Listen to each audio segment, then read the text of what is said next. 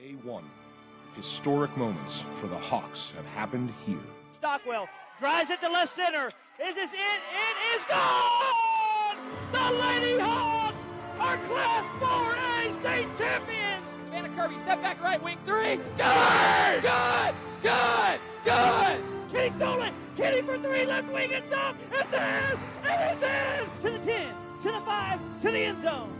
93 yards, Caleb Carver. This is a presentation of Green Hill Athletics on the Green Hill Sports Network. Serving Wilson County and surrounding areas for over 20 years, the Law Office of Yancey Belcher is ready to assist you with all your legal needs. Growing up in the Green Hill area, Yancey knows the people of Wilson County and has a strong commitment to serve them. Located in the heart of Mount Juliet, Yancey and his friendly and knowledgeable staff are dedicated to his clients. Call the Law Office of Yancey Belcher today at 773-ATTY for your free consultation. We have seen a huge increase in the amount of homes bought and sold over the last year, and we know how important title insurance and the movement of money is to each transaction. That's why you should choose Cedar City Title to handle all of your closing needs. From purchasing and selling to refinancing and HELOC, they can close them all. They even offer mobile closing, so you don't even have to leave the comfort of your home to sell or buy your next one. Located on the historic square in Lebanon, you can reach them at 615-470-8700 or find them on their website at cedarcitytitle.com. Do you love your fireplace but not really love the look? Call Chim Chimney for a facelift. From dreams to reality, our expert technicians and skilled craftsmen will work with you to create a masterpiece that you and your family will cherish for years to come. Call us today, 615-364-8987.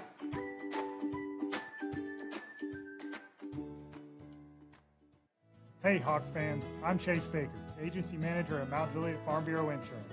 And just like our teams on the field, we're all about protecting what matters most. My office is right across from the hill, so whether you're scoring touchdowns or hitting three-pointers, I'm here to help you win with the right coverage for your home, auto, and life. Stop by and see me, Chase Baker, Mount Juliet Farm Bureau Insurance, right across from Green Hill High School. Go Hawks!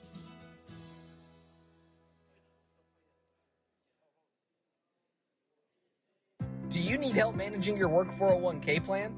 Ready to start saving for retirement? Do you have a young child in your life and want to give them the gift of college? Have your questions answered by financial planner Patrick Conger of LPL Financial. He's a Nashville native and has worked with families all over Middle Tennessee for the last 20 years. For any wealth management need, contact Patrick Conger on social media at Patrick J. Conger or email him at patrick.conger@lpl.com. You can also find him online at lplnashville.com.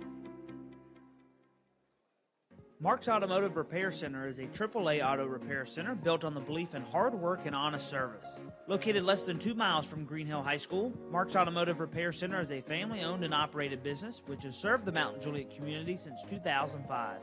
Open Monday through Friday from 8 to 6. Give them a call at 615-864-8008 or stop in and see them at the repair center located at 14185 Lebanon Road in Old Hickory. For 22 years, right here in the heart of Mount Juliet, Sign Central has been more than just a business. We're a proud, woman-owned, family-operated treasure of Wilson County. As parents whose children have thrived in Wilson County schools, we cherish the spirit of this community. We're thankful for the memories and friendships made here. Whether you need custom signs, eye-catching banners, or unique personal gifts, we invite you to come experience our family-friendly service. Visit us at 12020 Lebanon Road or call 615-773-1088. Let's create something special together.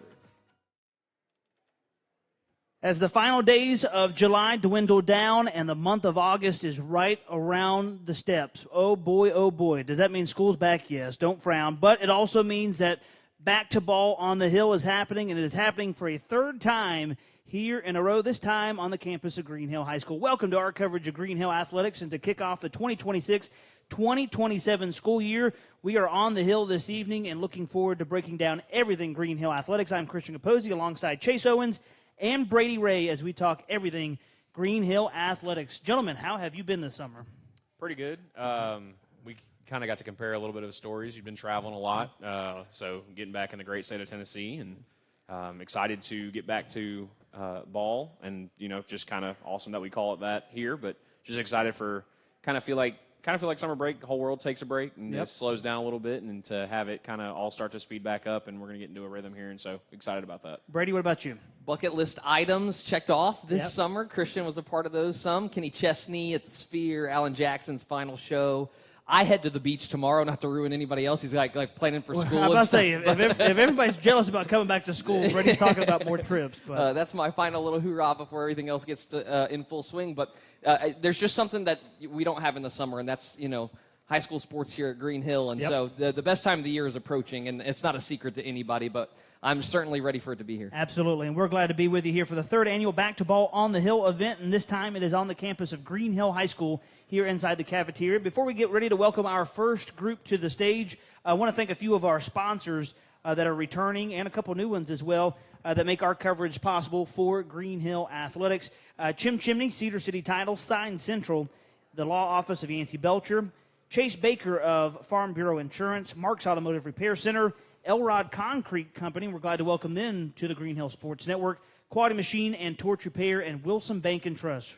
A great group of sponsors that we will talk a ton about here throughout the 2026-2027 school year. But now it's time to talk about ball, and we've got a great lineup full of Green Hill Athletics conversation for you this evening, and it starts with Green Hill Track and Field, a crew that is off to been what an awesome 6 years thus far for this crew. And actually, if you go back on our social media channels, it's really the last thing we talked about on Twitter and on Facebook at GH Sports Network back in May.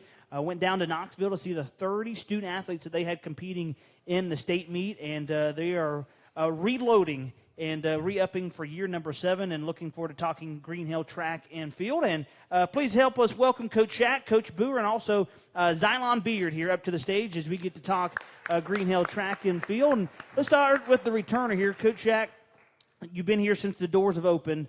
Your involvement with this program to see the growth and what all you have accomplished so far, and you kind of stepping into a little bit of a different role now as kind of getting the head coach, kind of the spot that you have been sharing with Coach Glasscock, but now you're the guy that's been around the longest now. What has this experience been like for you as you get into a summer and welcome Coach Boer and really kind of reloading this crew that you had a ton of great seniors last year, and then just kind of getting ready for another school year? It's exciting. I'm sorry. No. You're good. But without Glasscock here, I've been around him from a long time. He was my high school coach. To not be around him has felt a little different, but at the same time, I'm kind of ready to grow and see what I can do without him there. Well, let's talk about the guy that's sitting to your right here, because we've always talked about what a great crew that Green Hill Track and Field's always had with yourself and all the coaches that have made up this group. And you have a legend in the area go and retire, and then you bring in a pretty good guy too. Tell us about your newest addition to the staff here. Yeah, so Coach Boer, he was the Wilson Central coach. We've been going against him, battling hard. I think we ended up becoming great friends as we were competing against each other. There'll be nights where we have some long conversations, beat our heads up against the wall, and we're just always so competitive. So to have him right here beside me, I never would have thought I got to coach with him, and so I think this is an awesome experience. So, Coach Boer, let's talk about just the jump that you make from a Wilson Central program where you all have had your fair share of success over there as well. I've always had really good, it feels like some of those relay teams, and always had some good sprinters, and now you get over here to a Green Hill Track and Field program that we're not going to talk too much about your former employer over there, but right, you get up against a team that's had a lot of success here in Wilson County with Green Hill Track and Field. Absolutely. The standard and expectations has already been set here, so I'm not coming in trying to take over or redo anything. I'm just trying to help take this program to the next level. A couple assistant coaches coming with us from my former school, and I think that we can just add some new flavor, some new ideas to the program, and just it's an honor to get to coach with Coach Shack and one of my former athletes, Baylor Franklin, helping with distance, and so it's a really good thing. I'm very excited. We've always heard the inside perspective. Tell us the outside perspective when you were coaching at Wilson Central, just your thoughts of Green Hill Track from afar. Just a very well-rounded program. Good in all areas of track. There's multiple different events that you have to be able to be good in, and they're always good in all of them. So overall, their team success pretty much speaks for itself. talking with Green Hill Track and Field, Coach Cragwall, Coach Boer, and then also the speedster down here at the end, Xylon Beard. Man, he makes some highlights on the track, on the football field. And Xylon, let's talk about what you did last year, school record holder in the 100 and the 200. How has kind of doing what you do, fall football in the spring track and field, how have those kind of like worked with one another to allow you to do what you've done so far as a Hawk? First of all, I just want to thank God for the opportunity to play football and track for the school. I feel like I just have a bunch of hard work and dedication that I work outside of the school. We have practice sometimes in the morning, sometimes in the afternoon, and I try to get in work besides that either in the afternoon or morning. And for both coaches, either one can answer this. With a sport like track and field where there's almost 12, 14 different individualistic sports going on within just the one category, how does that practice kind of break down? Are you working more technique? Are you working more speed? And then you've got guys that don't even do running events. They do shot put, discus. Kind of how does that practice work? Is everyone kind of doing their own thing and you guys are walking around? Or is it we're going to do this as a team and then you guys are going to break off? And just kind of your guys' breakdown of how practice goes. So, essentially, what we do, we have I would like to say Green Hill probably has one of the best coaching staffs in the state, where we have a jumps coach, sprints coach, hurdle coach, pole vault, shot put, disc. I mean, every event is taken care of, even in the distance. And so, with the distance, we have 2 to 3 coaches over there. We have 2 to 3 sprint coaches. Every kid has somebody with them the entire time, and we have specialized workouts for each athlete. Well, and just focus on that. For you all, it's almost kind of necessary. Talk about the numbers that you all have had, and I know, Coach Boer, you're getting in the mix, and you had some track and field stuff go on, but with the way summer goes with track and field, you all just finished on the last day of school in May. The numbers for this program are pretty remarkable. Yeah, we have some really big numbers. I think our team probably consists of 100, 115. We end up taking to a varsity meet 60 to 70 different kids every time, and so the rest of those kids end up being, team builders, where they're JV kids or somebody we can easily interchange out. And we went on to sectionals and the state meet where we took, I think, 30 different individuals to state, and I think 5 of them ended up scoring. Pretty good. It was huge. Pretty good. It's good. Brady? Impressive stuff. I'm going to two-part this. I'm going to ask one directly towards Xylon, and then I'm going to let the coaches give their answer to basically the same question. Xylon, record holder here at the school. From your perspective, what's the next step or the next goal in mind that you might have as an individual, and then maybe even for the team as a whole for you? And then before you answer, coaches, I'm going to kind of put that on you too. This is a very successful. I'm looking at previous season results, and you just got champion after champion, county champion, and going to state, both teams, the whole 9 yards. What is the next step for the team too? First of all, I want to keep breaking records. That's the first thing. Yeah, good answer. Keep going. Pretty good goal. And for the team, I just want to make everybody around me as good as I possibly can. Yeah. Coaches? Well, I think for us as coaches, our expectation and standard is to win state titles. That's. I know Green Hill previously has had some individual state champions, but we want to hoist that team trophy. And that's kind of one of the reasons why we got together. We brought our coaching staff together because we believe we can elevate our program to that level. And we want to do that consistently. What are the steps to do that? And I know last year, Coach Shack, to get 30 to Knoxville, that was a big deal for you all. What are the next steps to take what you're doing? I mean, we go down the list that Brady was talking about, county championships, sectional championships. The accolades you all have collected through 6 years are remarkable. But to get to that state title contender level, what are you all going to have to do here in the offseason as you get ready for the spring? So, honestly, I think we're already halfway there. The first step is getting the amount of kids that we got to state to that meet. So to have 30 kids there, that's huge. So it doesn't mean you have to win an event, but you just got to score. And so if we can get 15 of those 30 to score, that puts you in that championship category. And so the next step is just simply to get those kids that were there to start scoring at the state meet. And once you do that, the magic happens. Yeah, it also would help it helps having an elite athlete like Xylon who could go to the state and maybe win 1 or 2 events. You win 1 event, that's 10 points for the team. He wins 2 events, that's 20. Yeah. That's a big deal. Yep, So absolutely. Coaches, before we let you go, just kind of describe what the next couple of months are like. Like we said, you're one of the last sports we saw in action back at the end of May. But throughout the fall, what does the work look like for track and field as you prepare for early spring? So we'll start conditioning probably middle of October, right after fall break.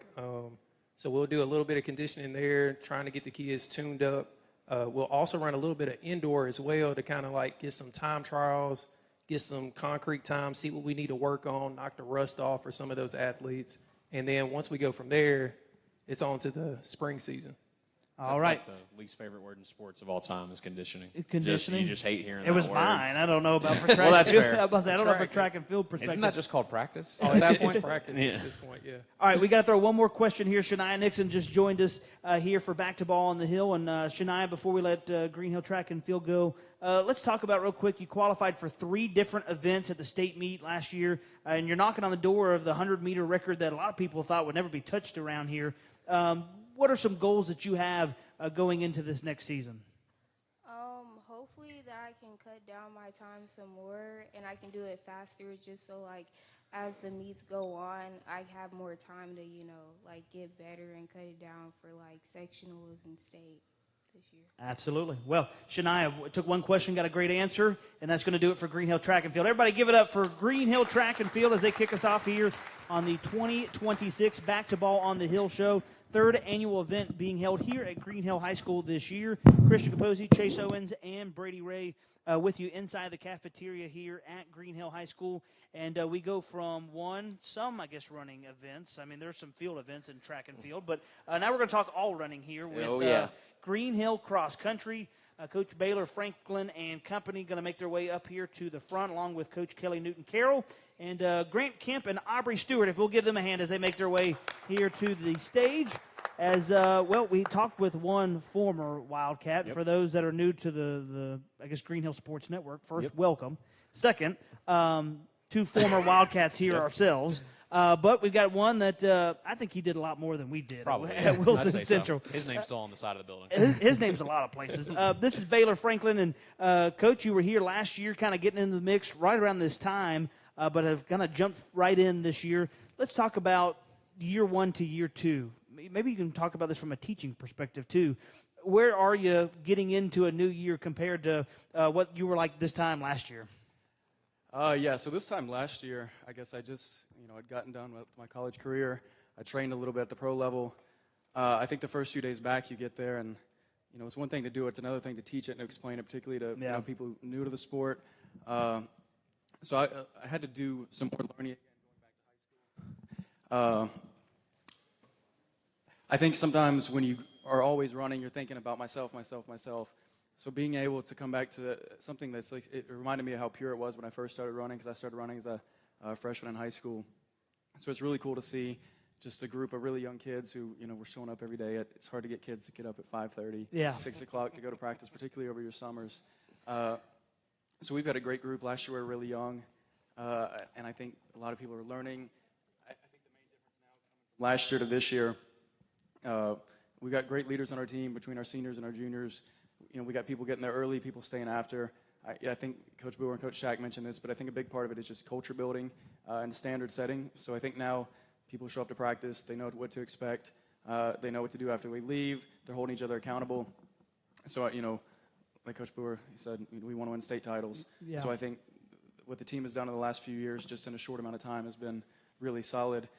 Now we want to kind of go to the next level and build a group that can win a state title. You brought up great leadership, and I think it starts with the person sitting next to you, Coach Kelly Newton-Carroll. She's been around the program for a couple years now. Talk about just, what this team has accomplished. We get into the fall every year and seeing, year after year, you all bringing teams to the state meet, wherever it is. I know it changed, I think, last year compared to over there in Hendersonville for the first couple years. But for you to kind of be along this journey, what does the growth of this program look like now that Coach Franklin's entering his second year and really starting to get a new wave of some of the athletes entering the program as well? It's such an exciting time in our program. It really is. We our roster continues to get bigger. We're drawing in more kids, drawing in more athletes, and not just high-level ones, but even kids that are new to the sport, where they learn the foundations, they learn the technique, they learn, just what it is to be part of something and to really fall in love with running. Last year our boys finished runner-up in our region. Girls took third place, and we're just climbing along, taking it season by season. They're very dedicated, very consistent, building a really solid program. I'm going to direct this one at your athletes, and you guys are listening to your coaches talk about the team growing and getting bigger. So I guess a two-parter. Over the years that we've done this, I've never hidden it. I'm not much of a runner. I don't know if you can tell by my stature. I just kind of don't enjoy it. For two young adults that enjoy running and enjoy getting after it and just kind of seeing, nature and doing 10 miles, whatever that is, how do you convince your friends to come out and do it with you? And then two, how much better of a runner does that make you when you've got somebody beside you running with you? Me and Nick run all the time together. I feel like it just builds our speed for sure. We grow as a team when we run together on long runs and stuff. So I think it builds team chemistry and just gets us faster. So. And then Aubrey, did you have to bribe them with like a shopping trip, or how did that go? How did you get more of your girls on the team? It's definitely not easy because everyone just knows how they feel about running whenever they've had to do it as some kind of punishment for their sport or conditioning. And so I just hey, just come for a run with me sometime. We can talk and it's not going to be hard. If you want to stop, we can. It's fine. Running is not it's only as hard as you want it to be. You can just do it for fun and enjoy it, or you can enjoy the competitive side of racing and being able to push yourself as hard as you can, and I find that fun. So it's just whatever part of running you enjoy, there's something for everyone. Well, and for Grant and Aubrey as well, Yeah. talk about the parts of running that are not easy. A lot of people walking in here, and maybe even some that are already in here, if you notice the AC's not 100% right now. It's hot outside right now. How are you able to still get your work in and maybe go through some of the elements while also, having to just kind of get ready for the season when it's the hottest time of the year? Yeah, it's definitely not easy, especially during the summer when the humidity's at an all-time high, and then everything like that. We just have to wake up really early, and I've been doing this for a very long time, and it's still not any easier. So I guess you just have to just keep doing it, even when you don't want to do it. Workouts are definitely hard, but just knowing that it gets you better and it gets you more prepared and for the season. Let me piggyback off of this real quick. I'm curious because I'm around college athletics too, and I hear some of our cross-country runners talking about their workouts, their splits, and all the things. When you think track and field, you're thinking trying to be the fastest you possibly can be and just be the first one across the line. It's the same in cross-country, but ultimately I'm hearing a strategy a lot of pacing yourself over the duration of an entire race. For you, that probably looks like building stamina and endurance where you're running weekly, 50 miles or something? I don't even. So I'm curious, what's your weekly goal? Is it from the coaches that are giving you hey, you need to be getting in about 50 miles in the summer? Whatnot? I'm curious about that. And then I'm also curious when it comes to race day, the mindset is probably maintaining a decent pace and having something left in the tank towards the end. I'm just curious from those perspectives. Yeah, going into the race, I know it's going to be hard, so I just have that mentality, and I feel like that's been helping me. With just pushing harder. That's all. How many miles are you probably trying to do each week? I'm at 45, but I'm trying to reach 50 for right now. I'm at 40 right now. Okay. Wow. Impressive. I try not to drive 40 miles at a time, let alone run in a week. Coaches, for you all, you get ready. You're kind of back at it here in a couple weeks. For you all, most of these races and meets are on the weekends, on Saturdays. What's some of the local schedules that you got this year? I always enjoy kind of getting your schedule and seeing typically you got one at the Hermitage and those local ones. Kind of detail some of the schedule where some of the Hawks fans may have an opportunity to get a little closer to home and check you all out in action. Yeah, so we'll have a home meet at the Hermitage. It's going to be the Green Hill Invite. That'll be the 22nd, and then 2 weeks later we come back for the Boyles Classic. So it's a lot of the best teams from the mid-state. It's run at the same course. So those are the two local ones. We try to stay around this area as much as possible, particularly on the weekend. We have a really good one in Alabama that we're going to be going to. There's one at Siegel we go into, another golf course. So we try to race every weekend, give a weekend off, because some of these races, they're really taxing on the body. So to go do a 5K on a weekend, you're pretty much tanked. So then you take a few days, kind of recover a little bit. Then we try to hit the workouts pretty hard. That way we can focus on that. And then we'll have the state meet later in the year in Memphis. So we try to limit the travel as much as we can, but there's some races we like to go to just for competition purposes. A course might be faster than another. The weather might be a little better, just depending on what it is. Well, if you're racing out in the woods at a golf course, you may find Chase Owens out there looking for his ball in the woods. But just just keep on running and just leave him alone. Coach Kelly, before we let you all go, what are some things? Like we said, you all have been consistent appearances in the state meet year after year. What are some things this year, maybe in specific, or some goals or things that you all are really targeting before you get into this season? One of the things that we are targeting, and this is actually really exciting for us this season, is we have more kids that are running similar race times, more pacing. So you have to remember cross country, yes, it's an individual sport, but it's in this team setting. So we can come in with the flock and get points 3, 4, 5, you know what I mean? So the kids are learning to run together, to be strategic in their racing. One person might be running point, trading off in the race, but really learning to work together and understand it's not just about my time, my final time, but how do we get points? How do we work together as a team to, make and progress in the season and, win regions, get to state, try to podium, but just being more intentional with that. Absolutely. Well, we appreciate y'all's time. Good luck this year. Thank and you. Appreciate y'all taking part in our event.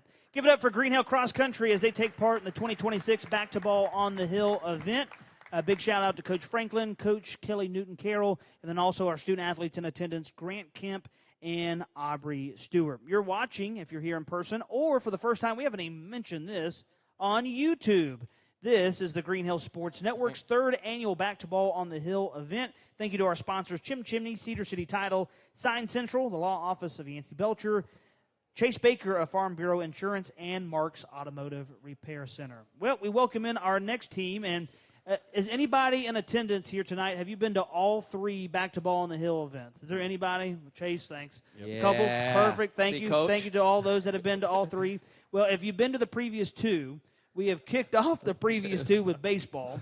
And if you followed along, the first year, none of the shows saved. We had no internet. We were on the water in the lake. It's the only broadcast we've ever done on water. We did that show. There was no internet. Last year, 2 hours and 50 minutes of the broadcast saved, but the first 10 minutes, the hotspot overheated, and we didn't get the first interview.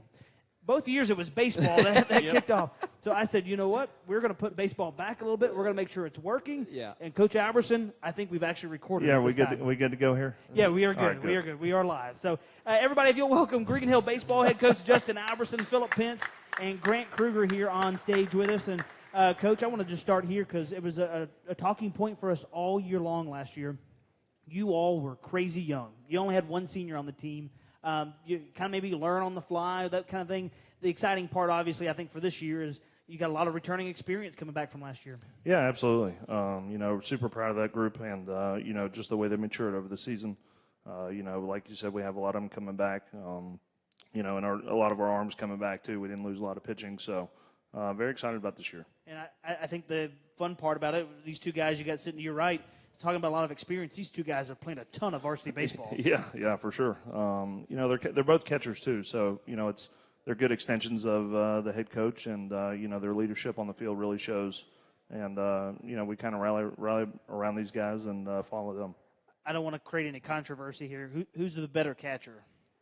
They're both pretty good, man. They're both pretty good. So I was hoping they would answer. They just looked at each other. Yeah. So that's good. That's good. Well, Coach, as you kind of get into this offseason, I see firsthand you all kind of walking around workouts. And really all the sports here on the Hill, it's kind of a nonstop thing, but how important are the next couple months for you all getting ready for the spring season? Well, I think the biggest thing is rest, right? These guys have been going for a long time. And, they're fully engulfed in summer ball and everything else and haven't really had an opportunity to just kind of breathe. So when we get back to school, we'll be off all of August and then start on September. So, but really anxious to get going and see what we can do. Talking Green Hill baseball with head coach Justin Alberson, also a couple catchers here on the Green Hill Sports Network, Philip Pence and Grant Kruger with us here on Back to Ball on the Hill. And I'll leave this one up to Philip and Grant. And Coach just mentioned it. You guys play travel ball during the summer. You guys pretty much go from anywhere from, January all the way until now. Most travel ball tournaments end, I think, last week of July. I wasn't a great baseball player, but that's kind of how I remember it going. I love this has turned into Chase. Well, I'm just Feeds. trying to give a little bit of background so that way I can ask this question. Well, we've learned he's not a runner and he wasn't a baseball player. I wasn't a great athlete, in case that's why I talk instead of do. But just asking you guys, do you guys enjoy having this month off when you guys get to school, kind of get settled into the next year, or is it kind of like you finish the last tournament and you're like, oh, I'm ready to go again? Probably half of the month I'm like ready to rest, but yeah. Okay. And then I'm really excited. So. Throughout the weeks, you still have to keep everything going. But, I mean, yes, you need some rest or eventually it's just going to get boring and you got to keep going. Guys, let's talk a little bit about last year. Like we said, you all were crazy young. You're playing, with a bunch of sophomores. You had some freshmen out there. How excited are you to get into this season where, Grant, you've been playing forever, and Philip, you've played a ton of varsity games behind the plate as well. How exciting is it to get here, just knowing you've got a lot of guys getting back and just the experience of it, where even as young as you all were last year, you all kind of made some noise in the district and had a pretty fine year. I'm really excited because I love all these guys, and I'm ready to make a run with them in the state tournament next year. So ready to get to work. And, I mean, really, you don't lose any team chemistry. And, I mean, that's one of the biggest things in baseball. Yep, absolutely. Coach, this is another run for this team and for, you all to have the year that you had, 2 years ago. You go to a state tournament. You get bounced in the district tournament last year and obviously never want to be in that spot. What are some things this year that you're really kind of working on with so many returners coming back, wanting to try to have some growth and really, build this program the way that you all have the last couple of years? Yeah, last year still got a bad taste in my mouth about that, and it's just time to refocus and get back to it. Sorry to stop you. You were one run away in the district semifinal. I didn't mean to pour salt in the wound here, but just to talk about it, because I was there, and it's about to rain there in Shackle Island. But you all play a great beach team, tooth and nail, the entire year. It was really fun to just see the fight that young crew had, and that they're all coming back. Yeah, for sure. I mean, we lost that beach game 3-2, and then with Hendersonville had the lead going into the sixth, gave up 3 in the sixth and 3 in the seventh, and just couldn't quite hang on. So, but proud to see the fight with the young guys. For them to continue to battle. I've got just one of these fun questions now. I think about this. You talk about how you're going year-round with baseball nowadays. For you guys, I'm a sports junkie, so I watch it year-round. I mean, I don't play it, obviously, anymore, but I watch it. Are you watching baseball when you're not playing, or are you kind of just away from it completely? I pretty much watch year-round, whether it's like professional baseball or college baseball, but Yeah. I pretty much prefer college baseball because that's a lot more fun to watch. Okay, nice. I would also agree. College baseball is a lot more fun to watch than Major League because everybody's just into it and there's a lot more energy. Sure. And you have the fan base behind it, and that's just amazing. Who's the college team of choice for you all? The Tennessee Volunteers. Good answer. Oh, okay. Well, we're going to turn Brady down. Go ahead, Philip. Georgia Bulldogs. Okay, there we go. A little SEC. SEC. Coach, I know for yourself, you talk a lot about just the inspiration that you kind of take away being so close to Vanderbilt and the way Tim Corbin does his thing there for Vanderbilt. How are some things that for your program since you've been here, you've seen some of the tendencies, no matter it's the state tournament team, whether it's maybe you ending a little earlier than you wanted to? What are some of the things that you're proud of this program that you've kind of said, hey, I can see what we have done and what we've built thus far? Well, it's the wins are obviously good, but it's the text messages and the phone calls that you get after the fact. There's been several kids that have reached out over the summer and just are very grateful of the opportunities that they had here, and they may not enjoy it at the time because it is hard, it's tough, it's challenging, and sometimes it's a lot. But it's just trying to grow young men, getting them to understand that you have to earn things in life. It's not just going to be given to you. And a lot of these kids, growing up, a lot of things have been given to them. And, this is one of the hardest things they've ever had to do. And, those that stay with it and stick with it, they learn those life lessons and probably appreciate them more down the road than, during. Yeah, absolutely.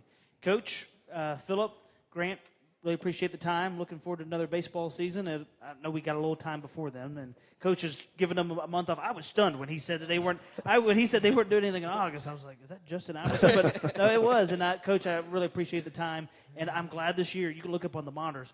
I think it's saved this time. So All I think right, we're good. Coach, I appreciate you guys. Give it Yep, up for thanks. Green Hill Baseball head coach Justin Alberson. Also, Philip Pence and Grant Kruger joining us here on Back to Ball on the Hill. Want to thank a few more of our sponsors as we roll on. 3 hours commercial free on the Green Hill Sports Network. Elrod Concrete Company, Quality Machine and Torch Repair, and Wilson Bank and Trust as we continue and now talk with Green Hill Cheerleading, Coach Tara Hinesley, and also got a great group of seniors that she's bringing here to the stage. And, Coach, I want to bring that up from the jump because you and I were messaging back and forth about the event, kind of getting the details down, and it was, well, hey, I got this senior, and I got this senior. Talk about the leadership that you have with this program, especially now that you're getting in for a full year. I know you kind of got in the mix a little late last year. Yes. To have a full year getting into it and the seniors that you have this year. Tell us about this group that you brought up here with you tonight. Well, we have more than just 3 seniors on the team this year, and we've got a great group of seniors leading this team. What I typically do is let my team choose and vote for their captains, and unanimously they chose these 3 captains and actually 1 junior, Okay. Mallory Helton, to lead the team. And I just really stress, pick somebody that has good character, integrity, someone that you trust to lead this team that's going to, help us fulfill the goals that we've set. So this is who our team has chosen this year. Very nice, very nice. Let's talk about, I thought it was interesting the way that I saw some of the things go down in May. They did some student council things, and they've got kind of a leadership program this year that I think maybe the seniors can talk about or whoever would like to take this, but really trying to work up the student involvement in the atmosphere of games. Kind of take us through maybe what your role can be to help increase fan engagement, especially the seniors. I think there was like a list of 10 or 15 student section leaders that they listed. It feels like they're really trying to make a concerted effort to make sure it's a great group this year. Yes, I will definitely let one of the seniors take that, but that is our goal. Is we want the crowd and the fans rocking out football, basketball, all the sports. But what's your role? How can you help that be the case at a football game, basketball?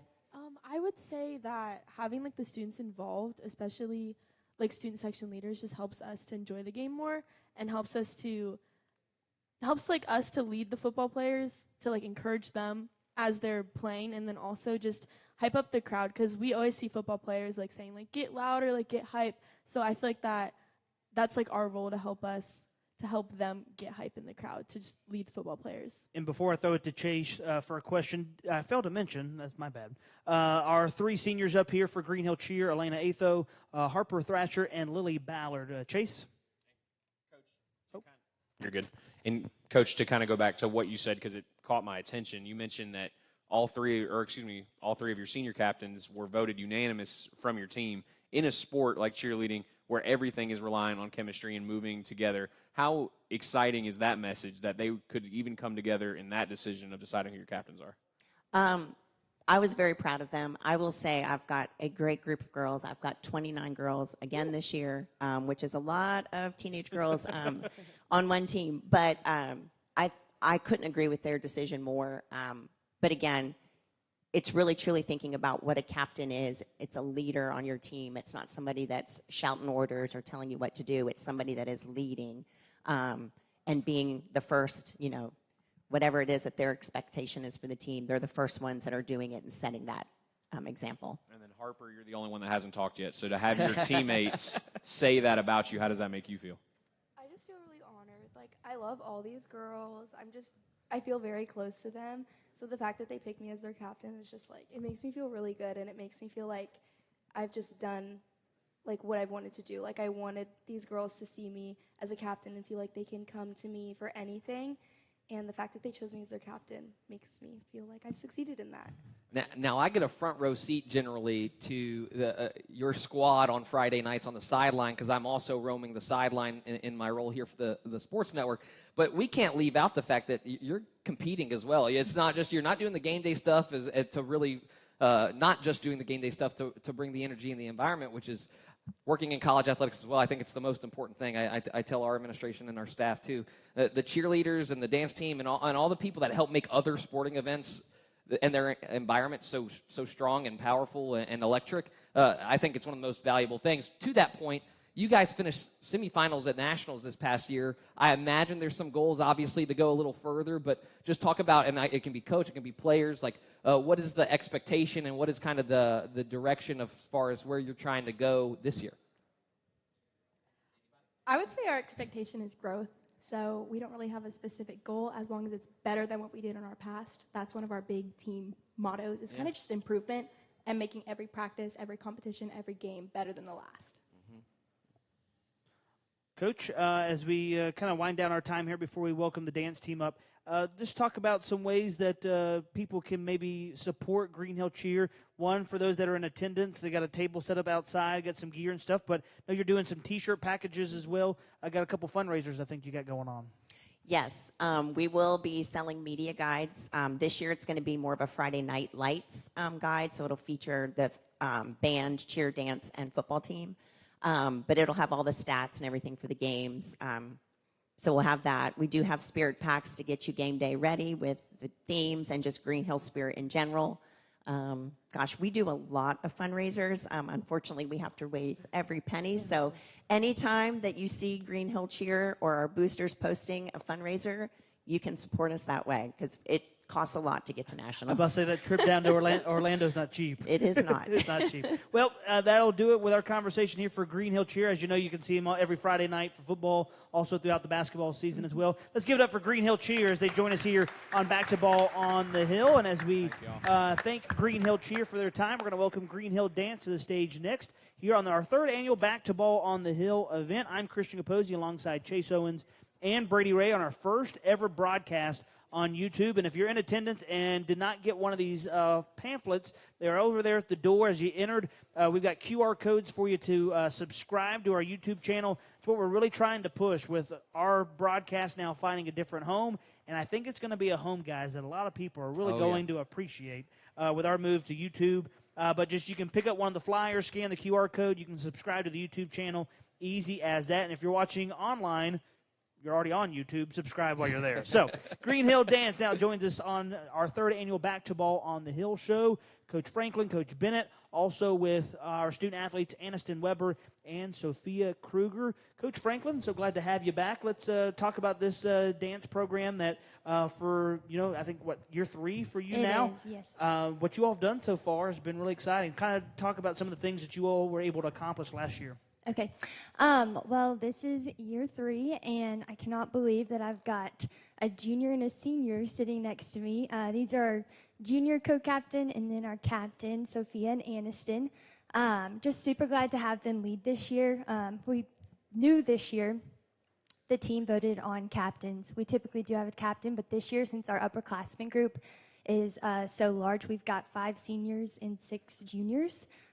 We decided to do a captain and co-captain situation. So super proud of how they led this year and just can't wait to see what they continue to do.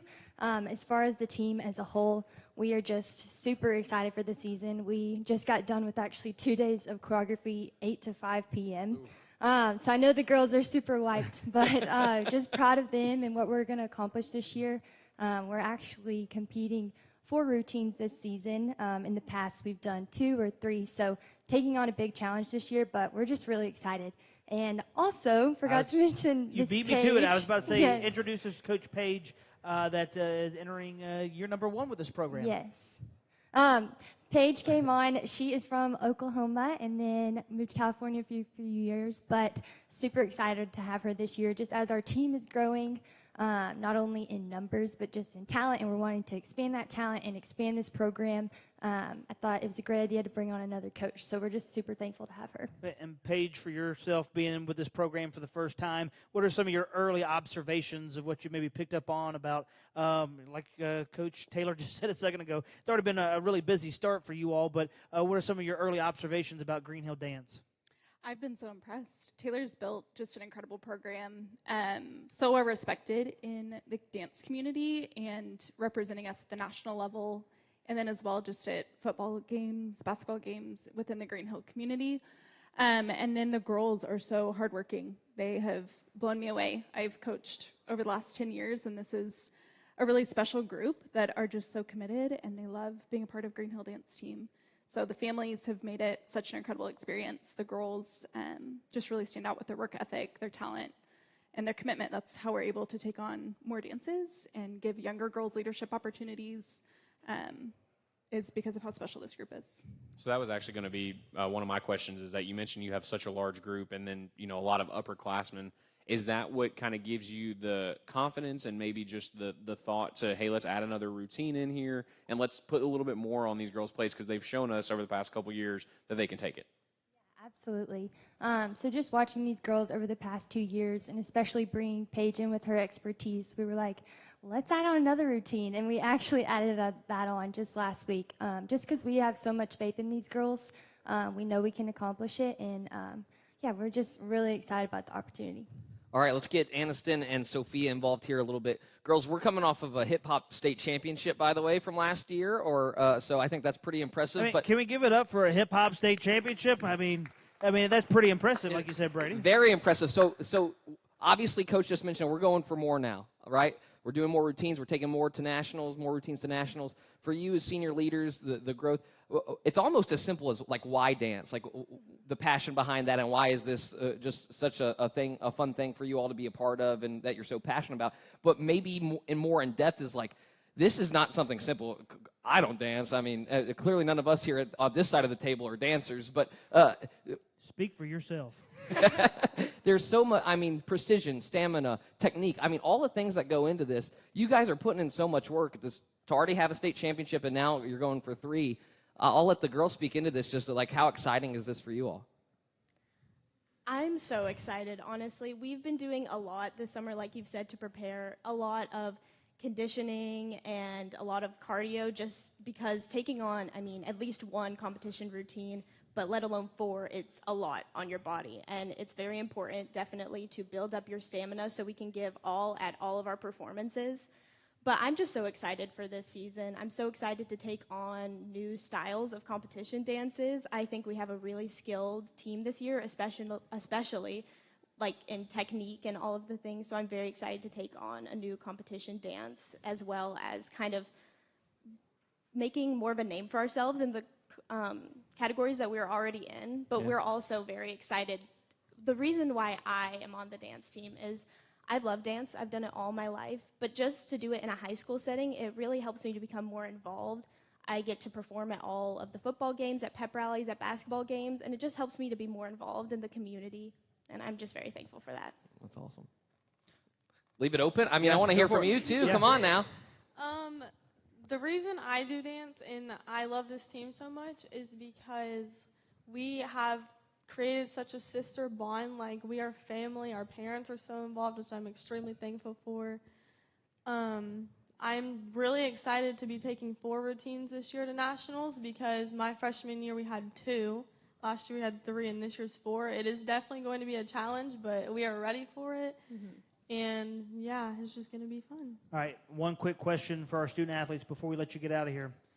I guess it's an interesting question. What's the cringiest dance move? Oh, God. Like one of the viral ones you're talking about? Yeah, whatever. Like ones that we've had to do personally? No, like if Chase got up here and did the sprinkler right now, would you be like, that's not it? Oh, no. I would love to see that. Oh, no. Everyone can dance, I believe it. Okay. What about the scuba and stuff? I know that's not necessarily a dance, but that's a new trend. That is the sprinkler. I think that's in one of our routines this year. Is it? Oh, yes. So can we know what the routines are, or are we keeping these kind of under wraps? Is this kind of hidden? Let's hear them. What are we doing? Big shout out to Christian, because his voice is actually in one of our performances this season. That's what I'm talking about. We really wanted like an authentic feel to one of our routines, and it's very like football oriented, like a halftime performance. So we wanted to have our announcer's voice in it. So they wrote a check I could not understand. I was hoping she was telling us you were the security guard from that Tennessee video where they bump into you. No. All right, well, we appreciate y'all's time. You can catch them on Friday nights, just like Green Hill Cheer on the sidelines. And then, obviously, they got a big performance season coming up this year with competition. So please give it up for Green Hill Dance as they join us here for Back to Ball on the Hill. Coach Franklin, Coach Bennett, also Aniston Weber and Sophia Kruger as they join us here on the table. Gentlemen, we're almost an hour into this thing, and if you're in the audience and you're looking at the schedule thinking, well, they're kind of falling behind schedule, one, you're correct. Two, we're not an establishment this year where they can tell us to leave at a certain time, so we've got the time. But right now it's time to catch up with Green Hill Lacrosse. Green Hill Lacrosse team led by head coach Mike Silverman in his 4th season. And, Coach, who you're bringing with you tonight? Introduce your student-athletes to us, please. I got senior Caleb Silverman, a junior Justin Mattingly, and another senior Kale Loudermilk. Well, Coach, let's start right with last year. 2-9, but it was the injury bug that there's not a lot of teams where I've seen endure what you all did. It just kind of turned into a mass unit by the end of last year. Discuss how difficult it was to just kind of find a way to get through last year with all the injuries that just really compiled. I mean, the players would tell you that our team theme was adversity the whole year. It was a matter of fighting through losing a third of the team. By the time we got to the end of the season, we only had 3 of the original starters on the team that were starting still. So if you want to learn about adversity, that was something that the whole team learned last year. It was a challenge. It was definitely a challenge, and a lot of the team stepped up and took on all the new opportunities that they needed to do to be able to play and help the team win. Coach, before we get to the student-athletes, this is a sport that's in kind of that limbo stage right now with T+AA, and kind of they've really grown and gotten it to a point where getting it sanctioned in the state qualification and tournament, that kind of stuff. Talk about the growth within the program, though, of like you mentioned last year, just kind of unfortunate with injury-wise, but to see what you all have kind of started at and what you're kind of entering into in year 4 for this lacrosse team. Yeah, when you look back the first year, there was a lot of kids that have never even played lacrosse. Yeah. And now we're coming up on a team where a large majority have 2 to 3 or 4 plus years playing. When we got down to the end of the year, the culture within the team and the team camaraderie was really at an all-time high. Everyone was helping each other, even though the record doesn't show it. The team did an amazing job helping others be more successful. I was just going to say, Coach, I'm looking over the sheet, and you guys are moving up a division. So can you kind of speak to after last season, you're gonna take on even a little bit more of a challenge this season, see a little bit bigger schools and a little bit more competition. Kind of what took you to make, like, what did it take to make that decision? And then 2, what are you saying to the kids to be like, hey guys, we're gonna have to take another step up this year? Yeah. So that actually happened last year. Okay. The previous year we were in a single A, and then we moved up to AA. It's all based on the number of kids in the school enrolled, obviously. So they had to move us up, which was a challenge. On paper, at the beginning of the season, we could have handled it, but as we started losing very key players that have played for a long period of time, we even helped start the program, it got more and more difficult. So we were facing some really uphill, steep schools that had a lot of good talent. Let's start with Caleb here as we get the student-athletes involved. Caleb, how excited are you to get into a new year? And we've talked so much about the injuries last year. To just have a fresh slate and get a clean start at a season coming up here in the spring. I'm really excited for the new season. We kind of ended out the season with everyone getting injured and all the seniors leaving. We kind of ended out how this season will start. And I feel like it'll be way better than last season. Justin and Kale, same thing to you guys. The excitement level for this year compared to last year where you're just kind of getting through the season, it feels like, injury-wise, and kind of taking your lumps in the next, classification up. For you guys, what's maybe are you looking forward to most in this lacrosse season? Maybe just competing, doing better, having more team chemistry, and then just winning, hopefully. Kale, what about you? Definitely to just play with my team more. I feel like the past couple of years, every time I've had the ball on my stick, I've just been thinking about the back of the net. So I just want to be able to play with my teammates more.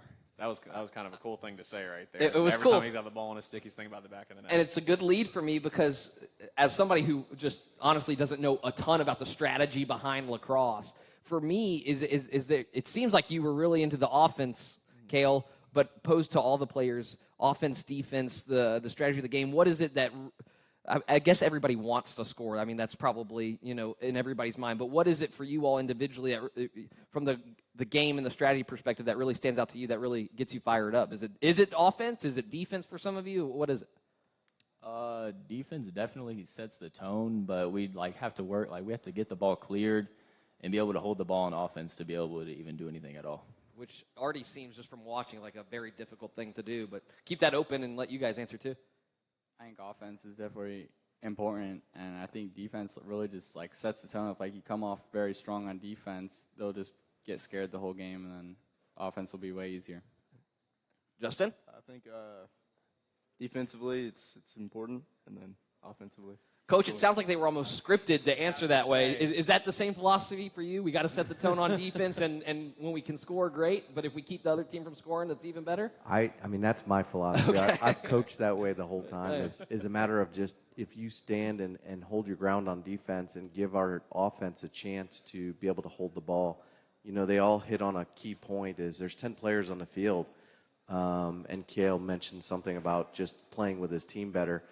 The more that you work with your team in lacrosse, the better the team will be. It's not about really scoring. It's about helping others. And, when you're playing together like that and the collaboration and cooperation, it's very key. I want to conclude with you all before we let you go with this. I want to give all three of the student athletes a chance at this. Like we said, this is one of the newer sports here on the Hill. Flag football also adopted recently.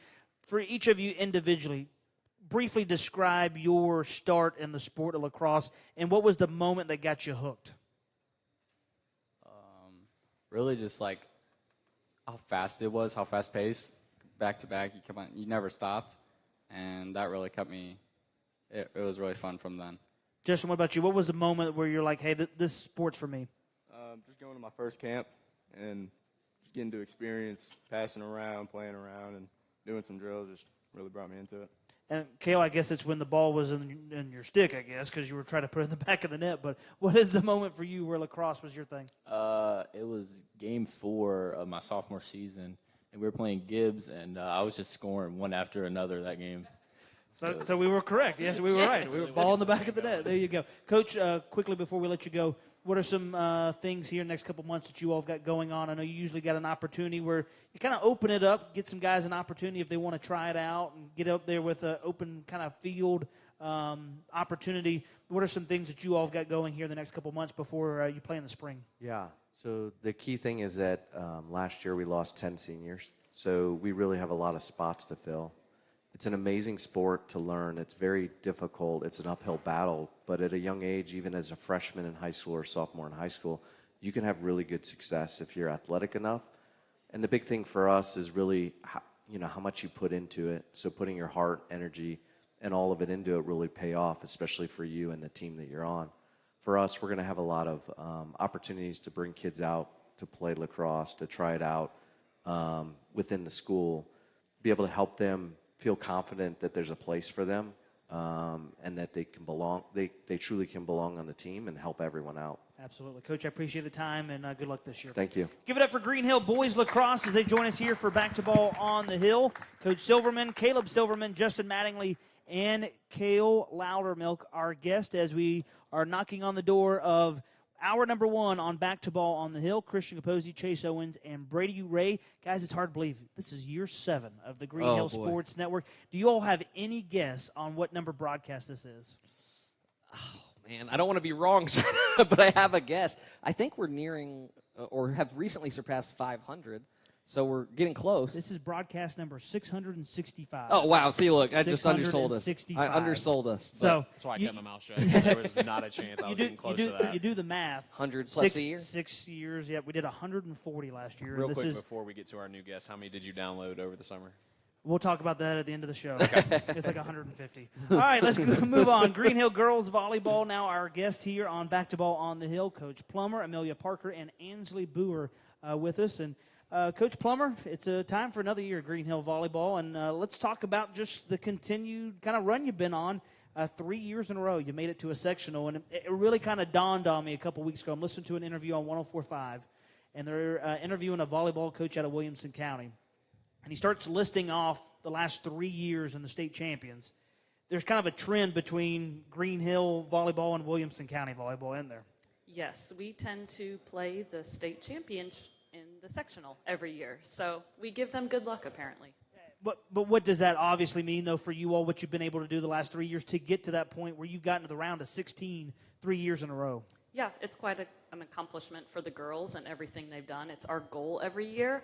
Our goal is to eventually make it to that round of 8 at the state tournament and beat those teams from Williamson County.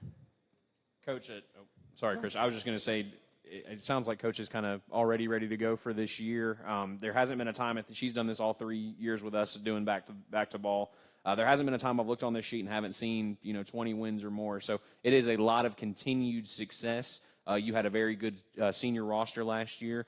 Seems like you've got another one coming up. How do you kind of like calibrate and reset after consecutive years of doing that and having to kind of reflesh out the roster? We really focus on the culture of our program and building leaders. And so I think from one year to the next, there's not a huge rebuilding that has to take place. My philosophy is you have that culture there that is already established. Then the girls know what to expect and what they want and need out of the program. You brought your captains up here with you tonight. Kind of go into the decision of them being your captains and the role that they're going to play on this team this year. We actually, as a program, have both JV and varsity vote for captains for each team and look at that. And then we have, Coach Hamrick and I have final say if we wouldn't agree. But this year they were overwhelmingly voted, both JV and varsity selected both of these girls, and we absolutely agreed with their choice, both leaders on and off the court. Girls, I'm going to kind of direct a question your way now. First of all, I again, being in the world of high school and college athletics a little bit, volleyball is probably the fastest growing sport from a viewership standpoint, from a growth perspective. And this is another sport that's going like year round for you all. So I know you guys had practice earlier, if I'm not mistaken, but I imagine you're not too far removed from the end of some club volleyball seasons and whatnot. So I'm curious, is this a year-round thing for you? Where's the break fall? Did you get a week? Did you get 2 weeks? Did you get a month? Like, what does that look like for you? Because as a competitor, sometimes you just never want to stop. Yeah, for me, I stopped playing club volleyball once I realized this wasn't something I wanted to pursue into college, but we've definitely got some girls that were doing 2 days during the summer, having to go play club, finishing up some tournaments. So it can be a lot, but me personally, I got a good break, and I was really, really excited to get back on the court for sure. Yeah, I'm kind of the same way. I decided like it wasn't really what I wanted to pursue in college, but I have played club, and I know that seasons can go as long as like middle of June, and so there is a big like overlap. So like Amelia said, a lot of girls were like having 2-a-days, so I was just really excited to get back in the gym. So I'm looking on here, and both of you guys play setter. So you're the second hit mostly every time, unless something kind of goes wrong on that. I got a little bit of all right, knowledge. All right. It's one of my favorite positions. Do you guys ever get jealous of the hitters or, anything like that? Are you ever, like, looking at them fly and being like, man, that could be me? Or no? Are you guys enjoying being in front of the net and kind of keeping everybody set in the right spots? Honestly, I've kind of always loved to be a setter just because – I don't know, you really get to control the tempo of the game and, like, make a lot of decisions. So I like that for me. Sometimes I get to hit. I do love what I get to, but, no, it's really fun for me to see my friends get all of their big kills and stuff. So. Yeah. Can't do it without you. Yeah, the biggest thing with being a setter is like I love being involved in every play. It's just something that keeps me on my toes. And I love like when offense is just ran very well and watching my teammates like execute and score the point, because I know that like we all did it together. It wasn't just like they did it. We all did it. So that's my big thing. Which one, sorry, I don't mean to get any more technical. Which one makes you more excited, like having to run to get a pass off, or like when that pass from your back line is absolutely perfect and you don't have to move an inch? My favorite thing ever is when somebody shakes the ball crazy far and I get to go run and chase it down. That's my favorite part of volleyball. So, but a perfect pass is always nice. Get to run my middle, big kills for sure. But yeah. I'm kind of the opposite. I like a perfect pass, when I can run that perfect offense and it's a guaranteed point every single time. Coach, real quick, it sounds from what we're hearing from the girls, at least these two, and I imagine the whole team, pretty selfless players right here, always trying to think about how they can put others in the best position, which is half the battle with being a setter. But that's the camaraderie of this team. That's half the reason you probably built the success that you've had. Bring music to your ears to kind of hear answers like this? Of course. And we have 7 seniors this year, And I would say all of those seniors play and are that kind of teammate to each other. They celebrate more when somebody else does something big. And when it's them, they're just kind of embarrassed and put their head down. But when a teammate does something big, they're jumping on them, pushing them, doing all the big things. Coach, this is my yearly question for you, and we always talk about this, but schedule-wise for you all, you got like 8 weeks, and it is just all kind of action going on. At minimum 2 games a week, typically 3 tournaments on the weekends.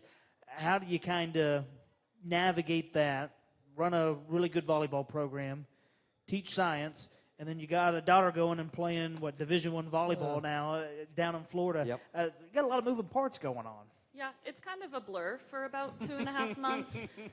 But I actually said today, we were back to school for the first time, and I said, well, it'll be fall break before y'all know it. Because for me, I snap my fingers and it's fall break. That's when district tournament starts for us. So once we get into games, we had a stretch last year. I think we played like 11 games in a week. So that's a lot compared to some other sports. And I failed to mention the boys. Got 2 plumbers now playing basketball. And I'll say this before we let them go. There may not be another – I got family members here, I'm sorry. But there may be no other supportive GHSN listener than Michelle Plummer, because she'll be at random volleyball matches or games, basketball, whatever, and she'll text me, hey, stream's not working or whatever the case is. If anything ever goes wrong, we may just put her down as the technical producer because she will let me know. And so, Coach, I always appreciate your support of what we do, and looking forward to, I think right now we got it scheduled 5 volleyball broadcasts this year, so awesome. we're looking forward to it. We're happy to have you. Absolutely. Everybody give it up for Green Hill Volleyball head coach Michelle Plummer as she brings up captains Amelia Parker and Ansley Boer here for Green Hill Volleyball, and we roll right on. I don't want to play favorites here, but guys, this is one of my favorite conversations every year. Every year. Coach Hubbock and Green Hill Bowling making their way to the stage. Coach Hubbock with Briggs Payne and Lindsey Nelson. I'm going to throw an off-the-wall random question at Coach Hubbock to start this one, but who here has ever been to Hermitage Strike and Spare to Bowl in Hermitage? Good portion of you. Coach, you got some renovations going on over there, right? We do. Thank you for bringing that up. Yep, you're welcome. I've seen. Tell us what's going on there at the bowling alley. So the building's been there for 36 years. It was under different ownership from 1990 when it opened until 2014. And then Strike and Spare owner bought it in 2014 and still owns it now. We're getting all brand new lanes, approaches, the masking units that cover the pin setters, the scene in the background. All that's going to be brand new for the first time in 36 years. So. Wow. Can you leave one lane where the board's kind of warped towards the middle so I can hit that head pin every time? It'd be a lot easier if it worked. They'll that put way. the bumpers out for you. You don't worry. Yeah, we may need it. You can come get a lesson. You know that. Coach has seen me bowl a little bit. He tried to give me lessons a long time ago. Chase Owens and I used to bowl all the time in the summer. Yeah. And Coach would see me down there struggling. He goes, well, if you tried this. And I appreciate that. Well, let's talk about your program now. It's a program that you all have kind of seen some success all over the place, but specifically the girls, and just to see the astronomical rise of just trying to get enough to field a team to compete in the state tournament. That's amazing. I mean, it just doesn't happen at high school athletics to where you form a team and in its second year of existence, they go to state. Yeah. And they did that last year with only 6 girls. You have to really have 6 girls to compete. And we just scratched and clawed to get to 6 girls. We really only had 5 most of the first year. We got a 6th one right at the end of the season, first year. And so we had 6 last year, but one of them was out with injury for the first month or 2. So it's been a struggle, but they just continued to impress. And we did graduate 2 from last year, so we're down to 4 girls. So those of you watching, if you've got parents, if you've got freshman girls out there, we need bowlers, and tryouts come up in the second week of August. Coach, introduce us to Briggs and Lindsey and describe, why you brought them tonight and what kind of role they play on your team. Okay, so Lindsey is my senior, and she's the reason why we have a girls' team, because as a freshman, she was the only girl on the co-ed team. And she was on that state runner-up team. Wasn't a huge contributor that year. She was just a freshman, but she was still part of it. And then so I promised her after that first year that we were going to get a girls' team, and the 2 of us have been working hard to keep that going. And so she was instrumental in getting it going. And without her being so dedicated to the sport of bowling, that girls' team would not have made it to state. I mean, she's your district co-bowler of the year last year with a girl from Mount Juliet, and she just keeps getting better every year. And tell us about Briggs. And Briggs is coming into his junior year. Briggs has been bowling since he was yay high, and he came to us as a freshman already just like well seasoned and already averaging well over 200. He now averages over 220. Wow. He's bowled multiple 300 games in practice. He hasn't done it in competition yet. He's had a couple 299s in competition. So we're looking for him to step up and bowl the first Green Hill 300 this year. There we go. There we go. I'll get it. Well, he's learning from a good one. Coach, this is our annual plug. What are you up to now on 300s? 39. 39. You got the 39th a couple months ago, right? Just a couple months ago. A couple months ago. Well, let's talk to our student athletes here. And let's start with Lindsay. Hearing Coach just really glow about what you have done for this program, how exciting is it to see what you all have been able to accomplish, sometimes bowling with one less girl than other teams, and then to get to an opportunity last year where you're in Smyrna in the state tournament? Well, it's been very excuse me. No, you're fine. Okay. You're fine. It's been very fun and interesting seeing how well the girls have worked together, how we became a team overall, because the season starts right after fall break, really. So there's only a couple practices that we really get to become a team, and seeing how we can grow throughout the whole season. Coach Hudbick is always a great salesman when getting bowlers. From a bowler yourself, what would you say to a girl that, hey, I've got an opportunity, maybe I don't have anything going on in the winter? What would you tell somebody that is thinking about coming out for bowling? To bowl. It's fun. It's a team sport. We all cheer each other on. Just bowl. It's fun. Briggs, what got you into it? Coach Hubbock said you kind of came to Green Hill and you were already very experienced. You already knew that you wanted to be a part of it. What got you into bowling, and then what is your kind of goal for this season individually and team-wise? So, like, when I was 2 years old, I started bowling around that age. Did you say 2? Yeah, 2. Okay. 2 years old, yeah. With, like, the dinosaur that you're pushing the ball down? Yeah, I guess so. Okay, nice. You got to start somewhere. Yeah, exactly. I still use it, so. Well, I mean, it worked out for this guy, $2.99. Go ahead, Briggs. Sorry. Yeah, so I've been bowling since around 2 years old, and I've been doing it ever since. I've got my dad, my father, he's got me into bowling, and that's how I've been doing it to this day. I'm Just curious, my dad. how often are we getting out there out of the season? Let's not talk about the season, because in the season you're probably there every day. What is the off season for you guys as bowlers looking like? Are you trying to get to the lanes every single day still, trying to get there twice a week? I mean, what is that for you guys as far as trying to maintain and continue to work and get better? So I'm on average like two days a week bowling. I also like working too. So yeah. Probably about 3 days a week, Nice. and not excluding other tournaments that I do. So. Briggs, describe, Coach talked about the 299s. How many 300s have you bowled? Unsanctioned 4, but Okay. not. I love that he's got to say unsanctioned. Like, I would take one. First of all, they still count. Don't let anybody tell you they don't. They still count. We bowling. I would take that one. But tell me kind of, when you get those opportunities, you've got 4 of them. Yes. How do you stay steady where you got to bowl 12 strikes in a row? How are you able to kind of stay in that groove and stay in that mode for, that entire game? So yeah, it's just all about the mental game. Just take your time. You don't have to rush it. That's all I've been doing. So yeah, you just don't got to rush it. You just got to take your time, and you'll be able to do it. Coach, as we wind down our conversation here with bowling, it always sneaks up on me because it's like you mentioned, right around fall break and stuff. So you get a couple weeks to start school, and then you're right at it. But just like we were talking about with volleyball a moment ago, y'all are pretty busy during the week too. I think usually 3 matches a week. Was it usually Monday, Tuesday, Thursday typically?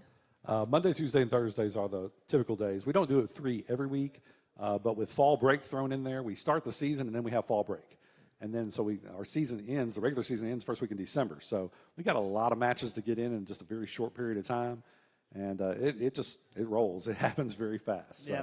Always enjoyable, too. Was it last year that the state tournament got moved around with the winter storm or something like that? It just feels like every time we get into that time of year, you get into late January, and you're always having to try to get it in. It happens a lot. I got to throw this in here, Go too. ahead.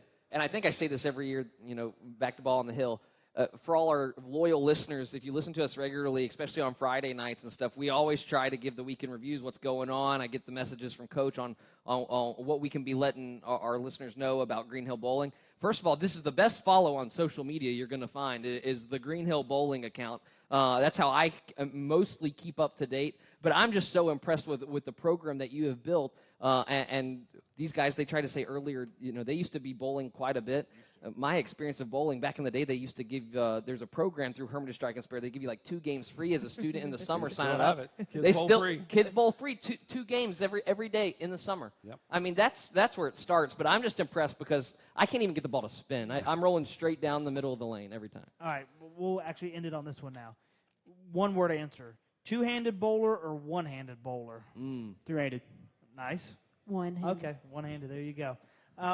Coach, appreciate you taking the time to join us. Always enjoy our visit, and looking forward to following along again this year. I want to throw out one quick invitation. Go ahead.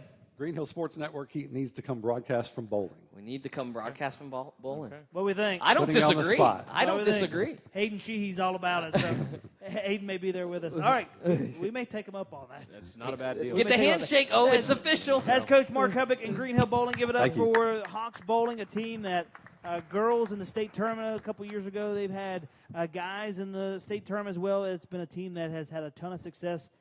If you haven't caught on, we say that about a lot of teams. Yeah. There's a lot of Green Hill athletic teams that have had a lot of success and have another successful night here on our 3rd annual Back to Ball on the Hill show here at Green Hill High School on YouTube. Appreciate you tuning in, and a thank you to our sponsors, Chim Chimney, Cedar City Title, and Sign Central. Make sure you like, subscribe to our YouTube channel at GH Sports Network. It's also the same handle there on Twitter and on Facebook at GH Sports Network. Now time to talk a little wrestling. Coach Toller bringing Caleb Carver and Talia Rodriguez up to the stage. And Coach, we just talked about success. This is a wrestling program that you've been here from the start, now getting into another year as the head coach.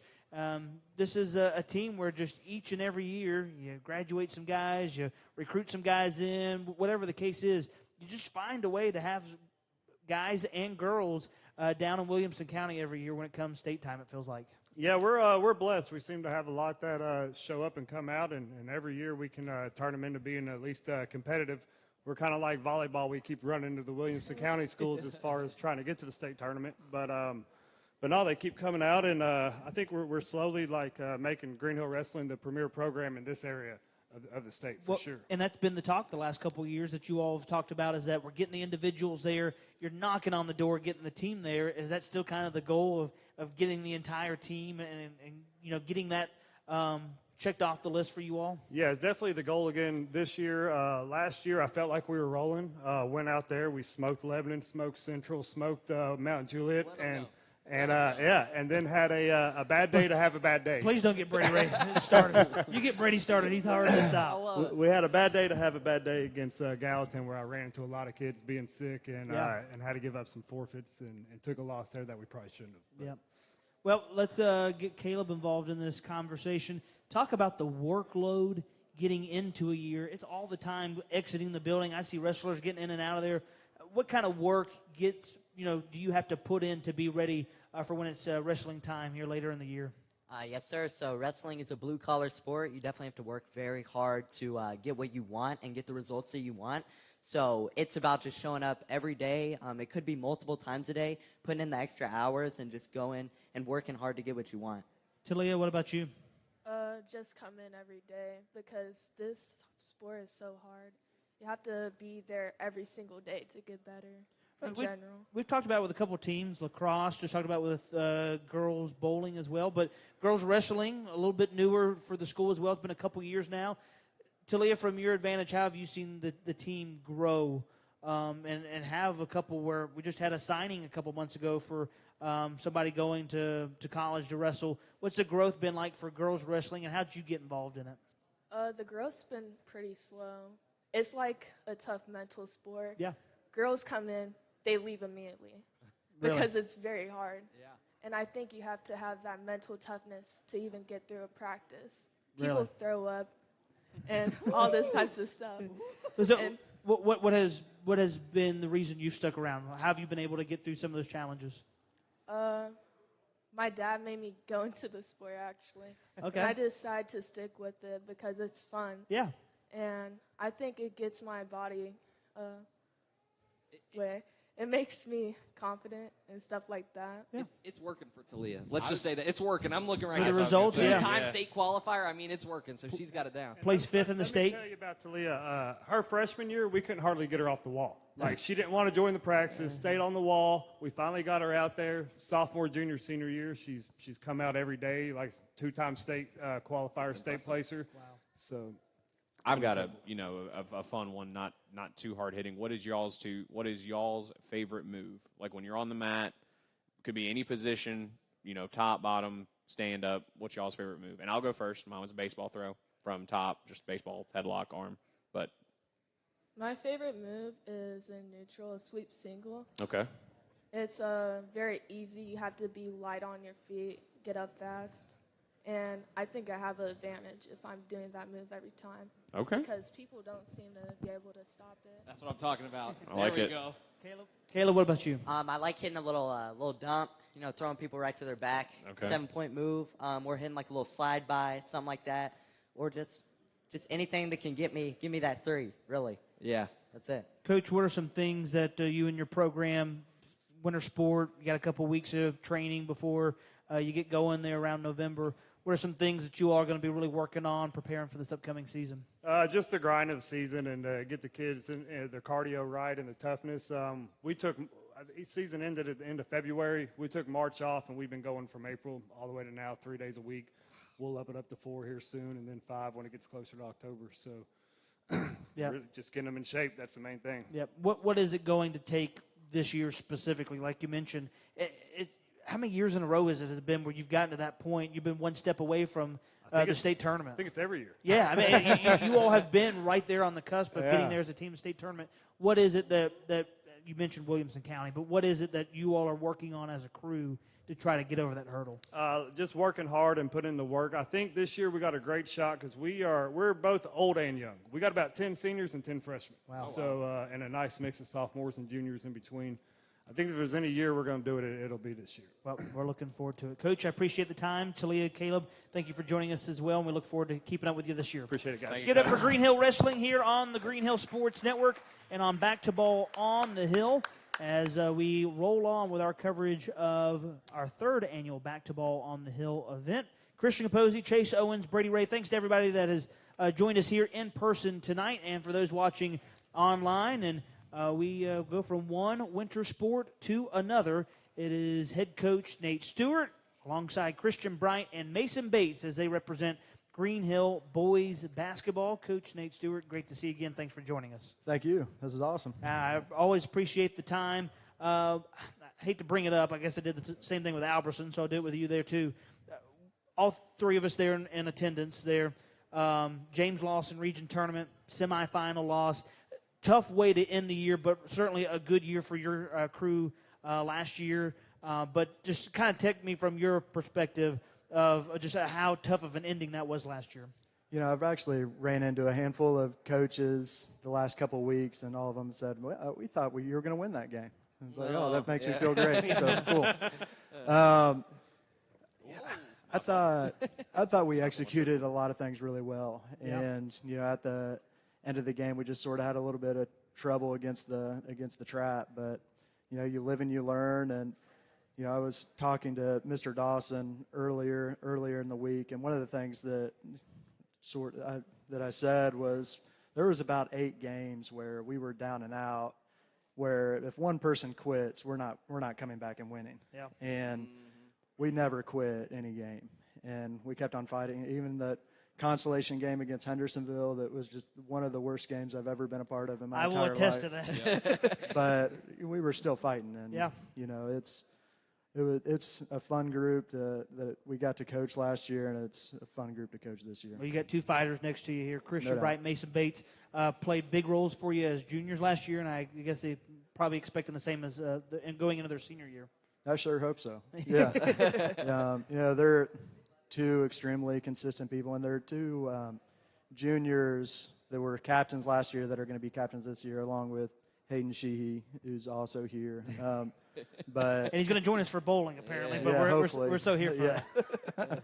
He's a jack of all trades. He really everybody is. needs a Hayden Sheehy. You need somebody to yell at. He kind of played point guard through 5 for you last year. Yeah, he did. And he's going to do the same this year. And he plays a huge role for us, no doubt. Before we get your student athletes involved, you got a great mixture of some returners that played a lot of minutes last year, and then you got some young guys that I think probably got a chance to get involved this year. For sure. We had a great summer, and we really just ended on a positive note. Had a really good July, and it's going to be extremely competitive early on before we even play a game. The practices are going to be intense, and the young guys are sort of chomping at the bit to get involved, and the older guys need to sort of fend them off. Well, and walking through a practice, I know that intensity is something that you all have always liked. Oh, yeah. Let's go ahead and get the student athletes involved. Yeah, I'm gonna start with Christian. Christian, you've kind of played a major role on the team since you were a freshman and been asked to do a lot. How does it feel now going into your 4th year that the gym is not new? Now the floor might be new, green 3-point lines instead of the old ones. How does it feel kind of you're the top dog, like you're the guy that the team kind of looks to lead the way?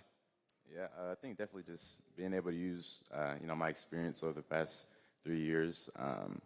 Obviously, Coach, put me, Hayden, and Mason into, a leadership role last year. So, it's not necessarily going to be as big of a step, but I think just being able to use the experience in all the games is really going to be the biggest thing for me. And let's go to Mason here. Look, coaches probably will always tell you they're not allowed to play favorites. I am allowed to play favorites. And right here at this table, Mason Bates might be my favorite player. No offense to all the others. I mean, but for me, from our perspective, Mason, it seems like you're always tasked with guarding the best offensive player on the other team. And you take a lot of pride in that. And then you're knocking down threes left and right, helping this team offensively. Talk me through that, because anytime – we always give out our player of the games each night, post game on the show and whatnot. And anytime we get an opportunity to do that, it seems like even if you're not the named player that night, it seems like we're bringing you up as. I mean, you can't forget what he did. We're going to go with so and so tonight, but I mean, we're not here without him, and it seems to be the case night in, night out for you. Yes, sir. I mean, it's just the little things. Not every player is just going to want to get on the floor, especially for those 50-50 balls. But diving on the yeah, like diving for the ball or like getting back on defense, because if there's a turnover, not everyone's running back. Like, not everyone's sprinting back all the way. Like, you'll see me, if I'm on the other baseline, I'm running to the other side of the floor. And we've seen it. Yeah. But, I mean, I don't really care. It's just, I'll just do anything to win. It's just in my nature. This is probably like an old recorded question that we've said 1,000 times on the Green Hill Sports Network, but describe what defense is about in this program and playing a good brand of defense like this program always has. It's just being a hustle player, and what we call, Coach calls it, we call it a ball hawk. It's just being everywhere, knowing where the ball is at, having a grit to yourself and that certain integrity, almost being like, pissed off all the time. You know what I'm saying? But yeah. All good. Christian, what about you, defense in this program? Yeah, definitely. Some teams I feel like defense isn't always a priority, but for us, it's a non-negotiable. Obviously, people say it's 50% of the game. For us, it's pretty much 100%. So, you can't win a basketball game without playing defense. I could see Nate Stewart's head just nodding at both of those answers. Makes my heart happy It hearing almost that. That's sounded good like stuff. they were in the team meeting and were regurgitating what he had said. I have not seen a schedule yet, but, Coach, if I had to guess, I'm going to say you're probably going to play some pretty tough non-district teams. Yeah. Okay, I figured. Why is that an annual thing for you all? We want to be battle tested. I think at the end of the year, you have to have a little something to you, and I don't think scheduling wins does that. I think scheduling adversity does that, and a lot of what we are is we want to be good when the times are down, and I think that we've done a good job cultivating that, and if you want to get to where you want to be at the end of the year, you got to beat good teams, and you're not going to be able to do that unless you get yourself tested a little bit. Another scheduling question. Are you going to have 7 consecutive road games to open up this year? No, but I might. Okay. No, but I might. So that wasn't a no, but it wasn't a yes. No, it's a little bit better this There year. we go. One of my favorite memories last year was driving with Brady to Clarksville. We're going to play Kenwood, And we get there, and half the JV team wasn't there because they got stuck in traffic. It took us a while. It took us an hour and a half to get there. Yeah, some back roads. But that was a great game. Jack McChurch scored 20-plus points. But Coach, I like early in the year for everybody just to be really mad and annoyed at us at the beginning, just to sort of set the tone. Yeah, Nate Stewart's really good at that. Well, let's have some fun here a little bit. I asked this earlier to one of our other teams. Are you guys watching basketball outside of playing it, or do you kind of keep away from it? Okay, I've seen some head nods. You're watching. College, NBA, doesn't matter what it is. Matter. TBT, the big three brand, you'll watch it. My next question. Philly got a chance this year. Yeah, they're winning a championship. We're standing for LeBron. I see. Okay, and Mason completely disagrees. He says the Pacers. I'm a Pacers too. I got you. We're winning it all. I got you. I remember Coach Stewart as a big Ohio State guy rocking an Indiana pullover one day last year. Yeah, Mason Bates must have gotten something on Coach Stewart there. Mason's had a good year too. I mean, his football team wins a national championship. I mean, it's all good for Mason. Mason, do I remember this correctly? Was it your parents like rushing in one night at a game because they had gone to the national title game? And I see them like running up the stairs in their Indiana gear too. Yeah, in their Indiana gear. Like, we were just down there like yesterday. Coach, this is a seventh year for Green Hill basketball. Your seventh year here. Another year as the head coach. Third as the head coach. Got a lot of pieces in place. You got some returners. I guess a big part we've talked about the last couple of weeks. You've got your entire coaching staff coming back. It feels like you're in a pretty good spot getting into this year. No doubt. I mean, I think what you hear a lot of coaches talk about now, especially college coaches that are worried about recruiting and all that, is you want to have roster flexibility. And I think we have a lot of roster flexibility, and we're not the biggest team by any stretch, but we got a lot of guys that are skilled at doing a lot of different things, and being able to put them in situations where they can score in a variety of different ways is really hard to go against. Quick Mason Bates story, though. Yeah, let's go for it. Come on, let's go. That's my favorite part about Back to Ball on the Hill is the story. Yep. And our postseason meeting, we're talking, and he's a little nervous, and he says, "Coach, I just want you to know, like, I think I'm a dog." Yeah. I'm like, "Mason, I think you're a dog too, but let's put some bass in that." But yeah, he's a dog. That's awesome. That's awesome. So my question was going to be about Coach Stewart, so I'm going to let you go second, Mason, because you might have some feelings that you want to get out. But Christian, you guys have both been here when Coach Stewart kind of took that job and kind of got to have seen him grow as a head coach over the past 3 seasons. What kind of been your favorite thing to learn from Coach Stewart as your time as a Green Hill basketball player? Really, it's kind of like you said. He's kind of been able to grow, I feel like, with me. I remember freshman year, just being on JV, and he was kind of, that JV team was a little weird, but he was, always on the sideline, kind of just in my ear, just, making sure I never, waned on myself. So if anything, it's, just being able to kind of grow with him. Obviously, I feel like we got a good relationship. It's just been a good experience. What about you, Mason? What's something that Coach Stewart's taught you that you've really enjoyed learning over the past 3 years? I feel like it's the trust that he's put into each and every one of us, especially like this past summer. Like we've changed the style of play, and obviously like our leadership with me, Christian, and Hayden. Big announcement. No, just kidding. But yeah, that's the stuff I really enjoy about him. Heck yeah.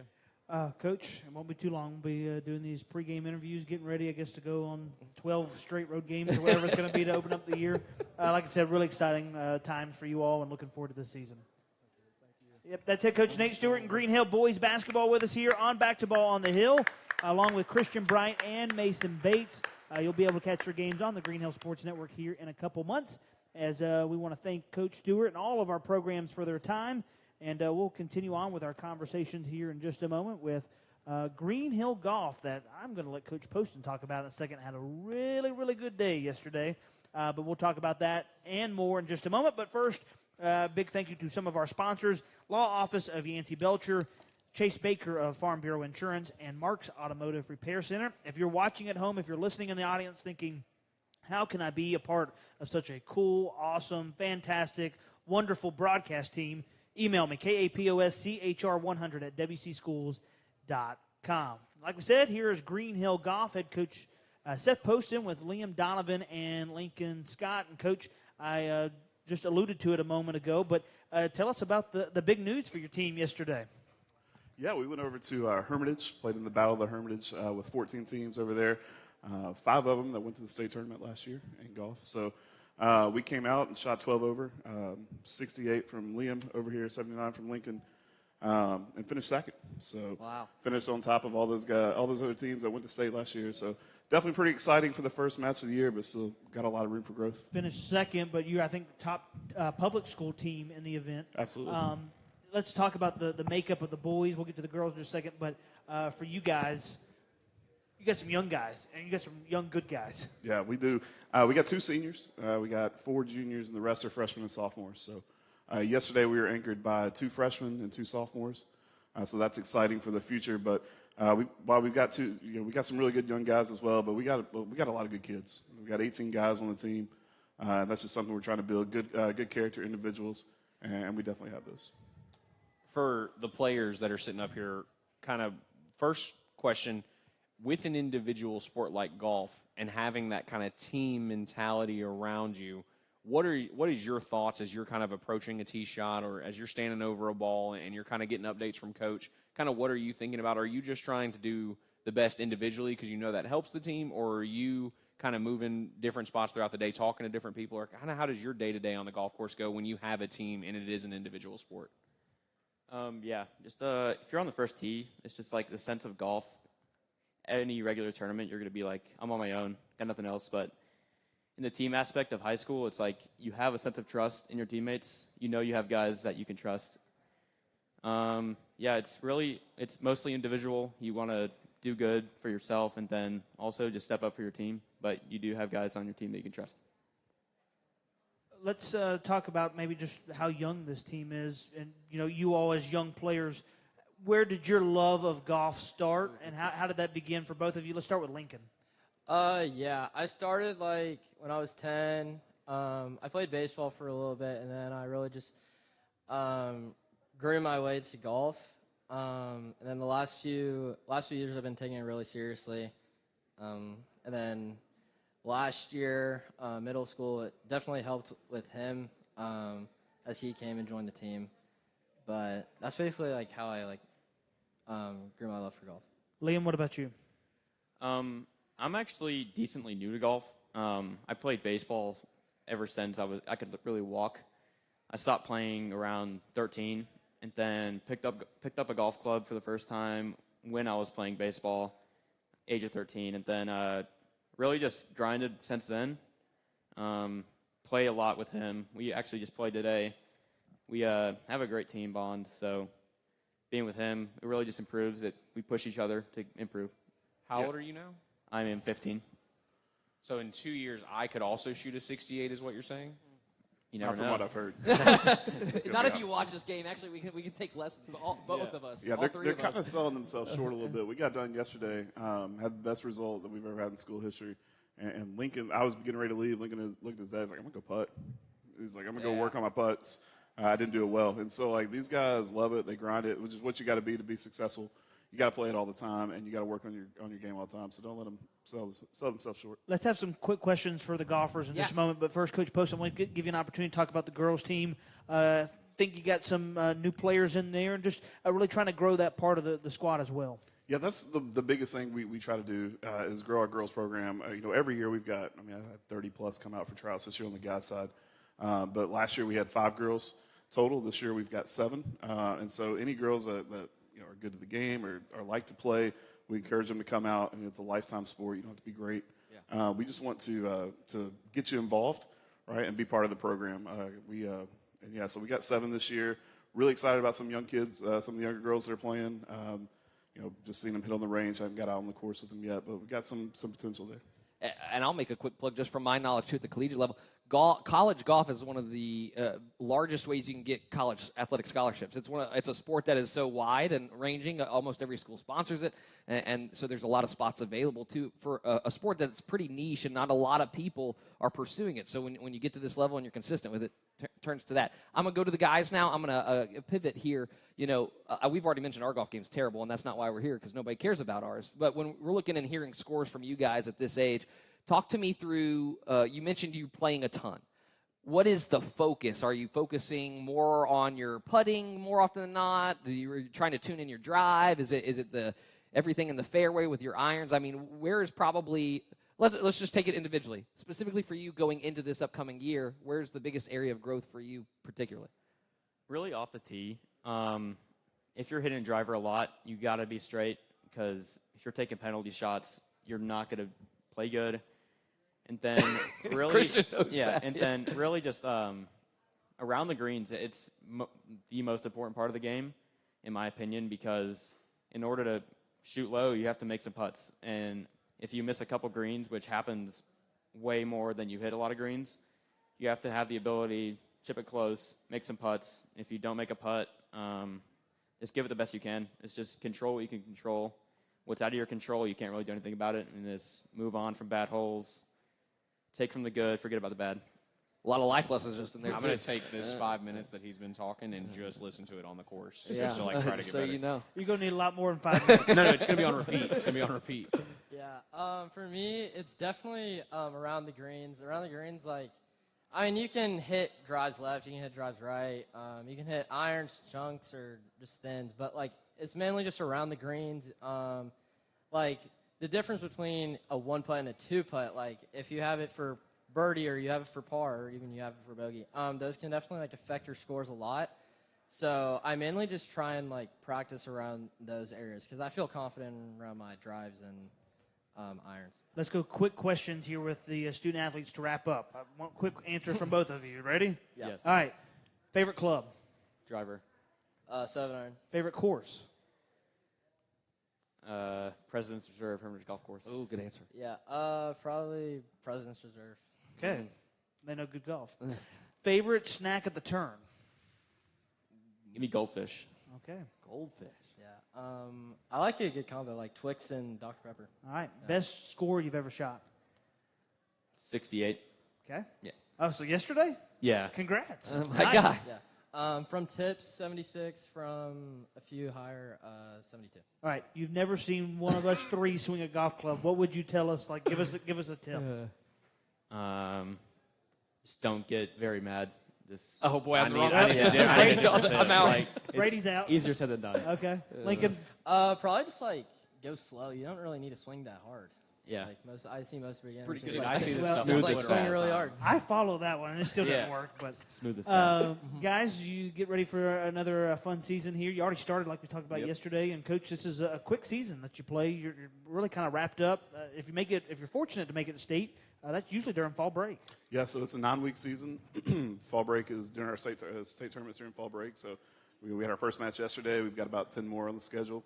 And then you get into districts the third week of September. So, yeah, it really flies by. You can't practice till July 15th. And so, That's I mean, crazy. we really have like a 12-week season. So it's a lot jammed into this 3-month span. Pine Creek, the closest, if somebody wants to go out and watch, they're going to be the closest place. Pine Creek or Country Hills out in Hendersonville. Yeah, we'll play there about three times, and Long Hollow as well. There you go. Well, Coach Poston, Liam, Lincoln, appreciate the time, and looking forward to keeping up with you all this year. Before I leave, I brought a little swag here for Brady and Chase. Let's go. And I've already gave Christian one. And I got some golf balls for you, too. They're Green Hill golf balls.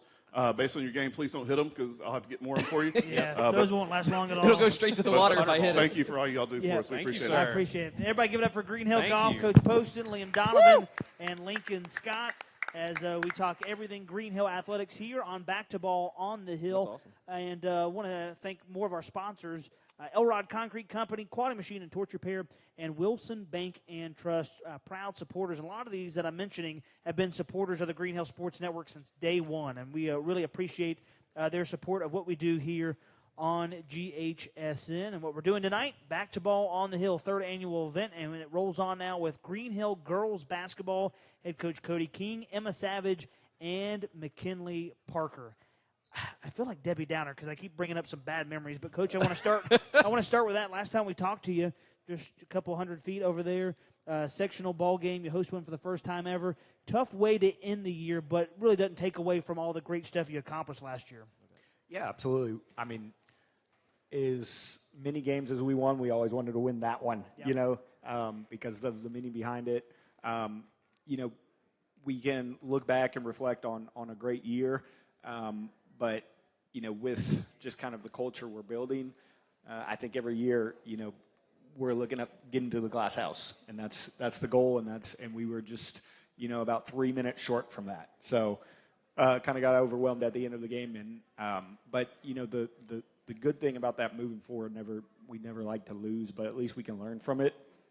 It's something that now we could just say that we peaked. We could say that was a great season, but now it's that loss gives you a hunger. So the girls have put in a lot of work this offseason to not get in that circumstance again. And what you got to love about getting into this year, you return 99.99999% of your minutes from last year. I mean, you talk about it was a team that didn't have a ton of depth last year, but the depth that you did have, they're all coming back. Right. Yeah, absolutely.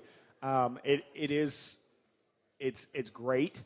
But as we challenge the girls, our coaching staff does is everyone's out there putting in work, and is good of a season we had, the ball bounces one way, it could have been different. So there were situations that occurred. So as good as, the core that we have returning, everyone else is working during the offseason as well. So, our goal was, yes, we do return a lot, but we've got to outwork the other teams to not have, a similar fate as last year. Yeah, let's get the girls involved because I'm looking at the notes, and McKinley and Emma here, first of all, obviously two key players into your success. But Coach put for us, helped us out a little bit, but he said specifically, and I'm talking to McKinley specifically here, she epitomizes hard work and a dog mentality. And I got to say, after watching you all these years, that seems to be so true because when you're on the court, I don't see a smile. Even when you're putting up 20 points a game, I don't see a smile. And that's not a bad thing. I'm not claiming it to be. What is it when it seems like a flip switches for you when you get on the court? Yeah, I mean, I just I don't really know. Everyone's always told me I have really bad RBF, so I know that's really bad. But when I'm in, I'm really just locked in. It's my job to do what I do, and when I'm going out there to do what Coach King tells us to do. So if that means guard the best player, that's what I'm going to do. If that means, drive the ball in, score, that's what I'm going to do. So I work really hard, and I am going to show that on the court. Emma, you're part of a senior class that's played a ton of varsity basketball yourself. Willa, McKenna, I mean, you just go down the list of all these Lady Hawks that have played a ton. How excited are you for this senior year? For the senior year. I mean, going to go out, hopefully out with a bang. We did a lot last year, but there's a lot more we could do this year. So just looking forward to that. Speaking of bang, sorry, I know Chase got the next question. We're talking to a player in Emma that hits a ton of threes. I mean, just if she's open, she's almost guaranteed to knock it down. And then what is it, Mike Breen over here, his famous golf, bang! And, sometimes we got to dip into some of that vocabulary and use a little bit of that. But, 5 threes in one game at one point, and maybe it was like a quarter. Well, and what I love about it, I remember the conversation, Coach. We're sitting down in Pensacola. We play a game, and you're saying, it's kind of crazy. I can't get some of these girls to shoot the ball enough. I guess it's an interesting and maybe a good problem to have. Yeah, we have a very unselfish team, and that's something that we've worked on all off season. Parents, I don't tell them not to shoot. Okay, that's not me. So community, I don't do that. Not most of them have the green light to shoot the ball. So and that's something that we had to take a look at after the season. And is it that there's certain parts of our game that we're not comfortable with, and so that's something the girls have been challenged with, and they've really been working on individual skills because. That's going to be required to get shots off. Yeah. We're in a position now that it's a cool thing. Last year we were more of hunters. Now we were at the top, so we're kind of the hunted, and teams are going to game plan for us. They're ready for us, and so with returning players, well, there's a familiarity with them. Yeah, Coach and I had some real bad problems. I guess there in December, we're sitting there. They just won by 30-something, and we're out there by the beach, and they're about to interview. It's like, I just can't get our girls to shoot the ball. What I was going to ask girls, and both of you can answer this, one of you can answer however you feel comfortable doing. Winning has become a habit in that gym, it seems like, over the past 2 seasons for y'all's program, and some credit can go to Coach King, and then credit goes to y'all for the work that you put in and the belief that you have in yourselves. What is a message that you have to repeat yourselves coming into this season, now back-to-back seasons of being, some would call successful, turning yourself from the hunters into the hunted? What's a message that you have to repeat to yourselves to kind of keep that chip on your shoulder and still want to go out there and compete for that top spot? Well, I just say, like, last year we lost a lot of seniors, and so then no one knew who we were last year. And then we kind of just blew out this expectation that we are something, and then now we are going to be the same team now. So we just have to go out there and do everything. I mean, I would just say, I think we can't really go into it, being cocky because we've won so many games, You think about it, you're like, oh, we won all these games. We made sub-state last year that, we're going to win all these games, but that's just not true. I mean, we saw last year, like, we thought we were going to beat MJ in the regular season, and we lost both times. But then, we came back, and we beat them in the games that mattered. So I think just coming into the season still, like, as ourselves and not being as cocky and just going in and having fun. Yeah. Coach, you knew this when you took this job, but in this area, girls basketball has always been a big thing. And to kind of, yourself, Mountain Juliet had a great year the last couple of years. Lebanon, Wilson Central as well. It's a pretty good time of girls basketball right now. This upcoming season, amongst the schedule that you put together in the non-district and the district as well. You mentioned you got teams looking out for you, and you're also playing really good teams at the same time. Yeah, absolutely. It's a gauntlet. It really is. Every single game, in our district is tough, top to bottom. I've said it. I think we have one of the best districts in the state in 4A. And this year especially, knowing what team we had and kind of what we had coming back, this is a coaching thing. We do not have an easy schedule. So, I've heard some parts of our it. non-district games, I basically reached out to anyone who made sub-state or state last year and said, come play us, or we'll play you, we'll travel to you. So it's going to be a tough schedule this year. You bring up the travel aspect of it. I don't have the official schedule in front of me, but it looks like there's going to be some times y'all are going to be doing some miles on the road of going out and playing good teams. Yeah, absolutely. And that's part of, having a solid team and girls that can compete at the next level is we want to get them out there. We want to get exposure for our team. And so, not just locally and in-state. So we're playing out-of-state teams. We're getting to a point where we'd like to get to more of a national type schedule where we're playing a lot of different, teams from different states. We talked about not picking favorites earlier. Yeah. I think maybe my favorite person that I'm scouting out across the cafeteria right now is Mr. Britt Linville, Coach Linville, the legend. I wanted to hear maybe a quick one-word answer from all three of you. What is the word that comes to mind when you think about Coach Linville? Oh, boy. Hilarious. There's so many words, though. I can't choose. You're exactly right. That is a great answer. That's my answer. So many words. Too many. Choose. Emma, do you have a good one? This may be the hardest question we've asked tonight. Well, she thinks I'll go. Go ahead. Oh, sorry. I say legend. That's a great answer. I say heart. And, Oh, yeah. and the thing about Coach Linville and maybe not everyone knows is he's got a huge heart. He'll do anything for anyone, what he does in our community. The man runs Mount Juliet. So, and it's just because he cares and he's got a tremendous heart for people in need. And the girls on our team and in our program. Yep. Legend Night was a special one last year. Between you got Britt, you got Maul out there. And every time we do this, we go on the road and stuff, the support for your program is pretty top-notch around here, it feels like. Yeah, absolutely. We love this community. That's one of the things we stress to the girls as they're sweating in the off season in the weight room. It's like, we're playing for something bigger than us. It's this community that comes out that monetarily supports us and then supports us by traveling. They're in the off season and their parents are driving around to every state in the country to take them to AAU matches and also it's quite a commitment. All right, one last one for the girls. Who's the funniest Lady Hawk on the team?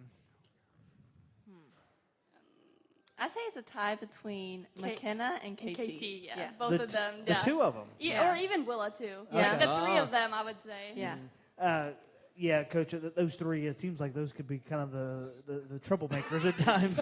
I think they walked out earlier as well after practice together, too. Never a dull moment, for sure. Well, Coach, like we were talking about with Coach Stewart a little while ago, looking forward to it. It's going to be another fun year. Got a lot of great games planned for the non-district, and always when you play in that district, in the Sumner County, Wilson County matchup, it's you always get good games night in, night out. So we're looking forward to it. Absolutely.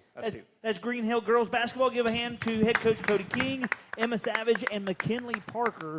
Lady Hawks had a phenomenal year last year, went 29-4, a district title, a region title, hosted their first ever sectional game at home, and looking for another fun year in the 2026-2027 season.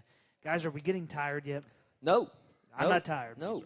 I'm not tired. So we're almost 2 hours in, and we continue on as we now welcome in Coach Tinley and Green Hill girls and boys swimming. Maddie Russell and Cohen Bittler, our guest now as Coach Tinley. Always appreciate the information that you give us, and especially about the swim team where for years you all have found a way to have really good results and kind of using some multi-sport athletes and really one way or another just sometimes I remember in years past talking about, well, we've lost a lot and you just continue to find a way to have success. Yeah, and I will, because this weighs heavily on me. We have a traveling trophy for the county championship for where you add the girls and boys scores. And so for 5 years, it resided in the trophy case across from the library. Okay. It is currently on Golden Bear Gateway. Okay. And I know nobody probably notices that, but in my mind, every student or faculty member that walks by that is just shaking their head in disgust. Well, and it doesn't so help that we your are going to room's up get there. that back. But so your room's up there too, right? Right. So I have to be constantly reminded of that. But I think we're in good shape to get that back this year. Well, let's talk first about the girls' side of things. Last year, division champion, county champion. You had 7 all-county selections. And you got a lot of returners on that side, too. We do. To kind of give us a preview of what we can expect with the girls' team this year. Yeah, we had no seniors last year. The year before, we had like maybe the best senior class we'd ever had. And then we unexpectedly, to transfers and just other factors, lost some of our other key swimmers. So it forced a lot of people to step up big last year, which I think bodes really well going into this season.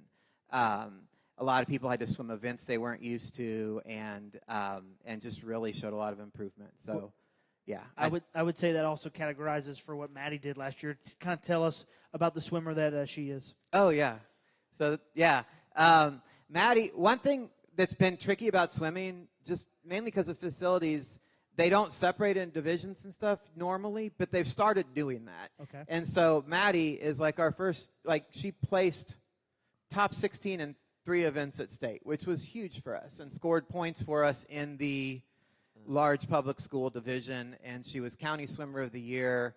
And I mean, there's a lot more, I'm sure, but yeah, I don't know. Do you want to speak to your accomplishments, or just run them off? Run yeah, the let's list. just talk about the year that you had last year and how you were able to have so much success last year. Okay, I mean, I feel like with me, like I've been swimming like my whole life, like club and everything. And it helps a lot because like I enjoy the sport with my sisters and like the team and everything, and we kind of just feed off each other's energy a lot. Like a lot of times I'm guilty of trying to like outcompete my sisters and make sure like I'm beating them in this race and stuff. It doesn't even matter about the other teams sometimes, like because I'm just kind of competitive like that. But it really kind of helps me push for like those good times, like a school record and things like that. And I think that's really like been a big factor, especially last year. And it's just really like special that I get to do that with my sisters, like especially senior year and stuff. Hey, I'm going to open it up to both of you because I have an interesting question. And I come with the fun questions. I don't necessarily always come with the technical questions. But from my perspective, or just from an outsider who's not a competitive swimmer, every time I get an opportunity to go to a pool or a beach, like I'm having the time of my life, and it's just the most enjoyable thing. But I'm not doing what you're doing. So my question is, if it comes summertime or something and your family goes, we're going to the beach, like, is that even a vacation for you? Are you already thinking about finding a pool, getting in there, timing yourself, trying to, get in the reps? Like, do you not want to go to the beach when it's vacation time? I'm interested in what you do outside of swimming, because swimming is, for most people, it's just a recreational thing to enjoy. But for you all, it's a competition. Yeah. Mm-hmm. Either one. You want to go? Sure. Yeah. Whenever I go to the pool at my neighborhood or really the beach on a vacation, usually I'm not really thinking about competition. But yeah, I'm usually using techniques or things I used in the pool during competition swim. But yeah, it's really not the same. But we're not telling the family, hey, we're not going to the beach this year. I want to go to like the mountains. I want to go somewhere that's not around water because that's where I'm always around. Or yeah, it's definitely a little bit more exciting when I get to go somewhere that's like not in the water. Sure. But yeah, it's definitely something that's different than competition swim. Yeah, Maddie? Yeah, I feel like for me, like, when I'm on vacation, I'm very lax. Like, I just, like, no thoughts of that are in my mind. I'm just going to have a good time and that kind of thing, yeah. Follow up. Favorite event? This is a competitive question. Favorite event? Gotcha. You want to go? You go. Sure. I'd probably say freestyle, just because it's my fastest event. Okay. But butterfly is also pretty fun. Now, as we well. say freestyle for those at home. Are we talking 50 meters, 100 meters, 200 meters? What are we talking about? 100 meter. 100 meter. Got it. Maddie? I think mine's probably, I mean, it's like the most painful event, but 100 butterfly. Like, that's my event. Like, butterfly. that's Yeah. what. More power to you. That's stamina for that. My goodness. Coach, we started talking about the girls' team. I want to give you an opportunity to talk about the guys' team, and you gave us some notes. You're talking about just kind of got a couple key losses due to graduation. How do you fill those gaps and prepare for this year? Yeah, it's kind of, I don't know, there's still a lot of open questions about the boys team going into this year, and we lost the two swimmers who graduated last year were kind of our emotional, and they were kind of the spirit of the team, and we'll miss their leadership and their energy and all that, so building that up. So I will say, because I've seen so many people out here who are doing a fall sport, but I know when they were little, they swam for Langford Farms or Willoughby Station. Yep. So after your fall sport's done, come on over, because we've had, like you said, the boys team especially, that's where we've really had success in the past, is with multi-sport athletes who need something to do in the winter. But even if, I mean, we welcome everybody. That's the nice thing about swimming. There's no limit to the number of swimmers I can put in an event. And even if you're not in a position to score points or qualify for a championship meet, you get a time, and you can keep improving on that time. So there's kind of a place for everyone. You're one of multiple sports like golf and bowling, where obviously you don't have something on campus. Talk about maybe some of the logistics that go into not even just the meets and the matches and stuff, but you having to go and travel for practice, and there's certainly some work that goes into that. Yeah, it's kind of a pain. I'm sure. I clipped a deer coming back from practice last year. My commute to this school is like 2 minutes. So all the gas I use during the year is to swim practice. So I don't know. You guys can speak to it. Yeah, last year it definitely was difficult going to and from swim every single night. Yeah, you go there like around 6, then you get back home at around like 9:30. But yeah, it's definitely worth it to go on the swim. Yeah.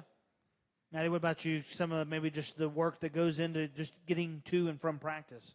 I mean, I feel like it's just kind of part of it, Like, if you Good want to do answer. this, like, you're committed, you're going to drive to and from. And just, like, it's how you get improvement and stuff. You got to stay consistent. Like, practice makes perfect, And what is home base for you all, just for our listeners and viewers? Jimmy Floyd. Jimmy Floyd. Yeah. Cohen got a job in Lebanon so he could be close to the Jimmy Floyd. I think That is that's what I That's told myself commitment. anyway, I'll tell you so, what. Yeah. And Coach, as far as your insurance is concerned, the deer clipped you. You didn't. I know, you yeah. didn't do anything wrong. The That deer was deer's fine, fault. too. Yeah. Like, it kept running. Exactly. It's just, It should have looked both ways before Right. it crossed the road. Right. Well, Coach, what are some of the things you got going before you get into swim? Because I know we'll talk tennis here in a minute. You're also Yeah. the tennis coach. Certainly you got a little bit of a balancing act there. Yeah, so for anybody interested, and this is an invitation, we'll have an interest meeting pretty early in the year, and then we get pool access starting in late September. And so that we'll kind of do tryouts. Again, like there's a place for everybody, but to kind of get a sense, so people can kind of get a sense if this is the thing they want to do, and we can get a sense where everybody is. And then we'll be off and running there. So, yeah, we welcome everybody. Especially boys. Yeah. So we have 13 seniors this year, too. Wow. So there's, opportunity in the future. Well, before I know we're time. I have a question. division champions, county champions, previous results like this. I'm curious, do we push coach in the pool after we have some victories? Is that a thing we do? I see it sometimes at the collegiate and the professional levels during the Olympics and stuff. Are we pushing coach in the pool for those successes? Have we done that before? I think we stopped doing that I because think we should start it back. it's like we've, act like you've been there before. Oh, okay. Like, we Sorry. don't- when it's like 5 in a row, you don't want to be. I feel like the real Team, story is like we I gotta ruined a figure cell it out. phone or something. We got to figure it out. Yeah, he doesn't get his phone out of his pocket. Ruined a cell phone. Coach, appreciate the time. I know you're sticking with us for tennis, but everybody give up a hand for a Green Hill swim team, both boys and the girls. You can catch them in action here in a couple months. And as mentioned, Coach Tinley going to hang around with us here for a moment because we've got tennis coming up here next. A Green Hill tennis team on the girls' side went 11-5 last year, district runner-ups, and on the boys' side, 11-5 as well, went second in the district and championship in a regular season tournament as well.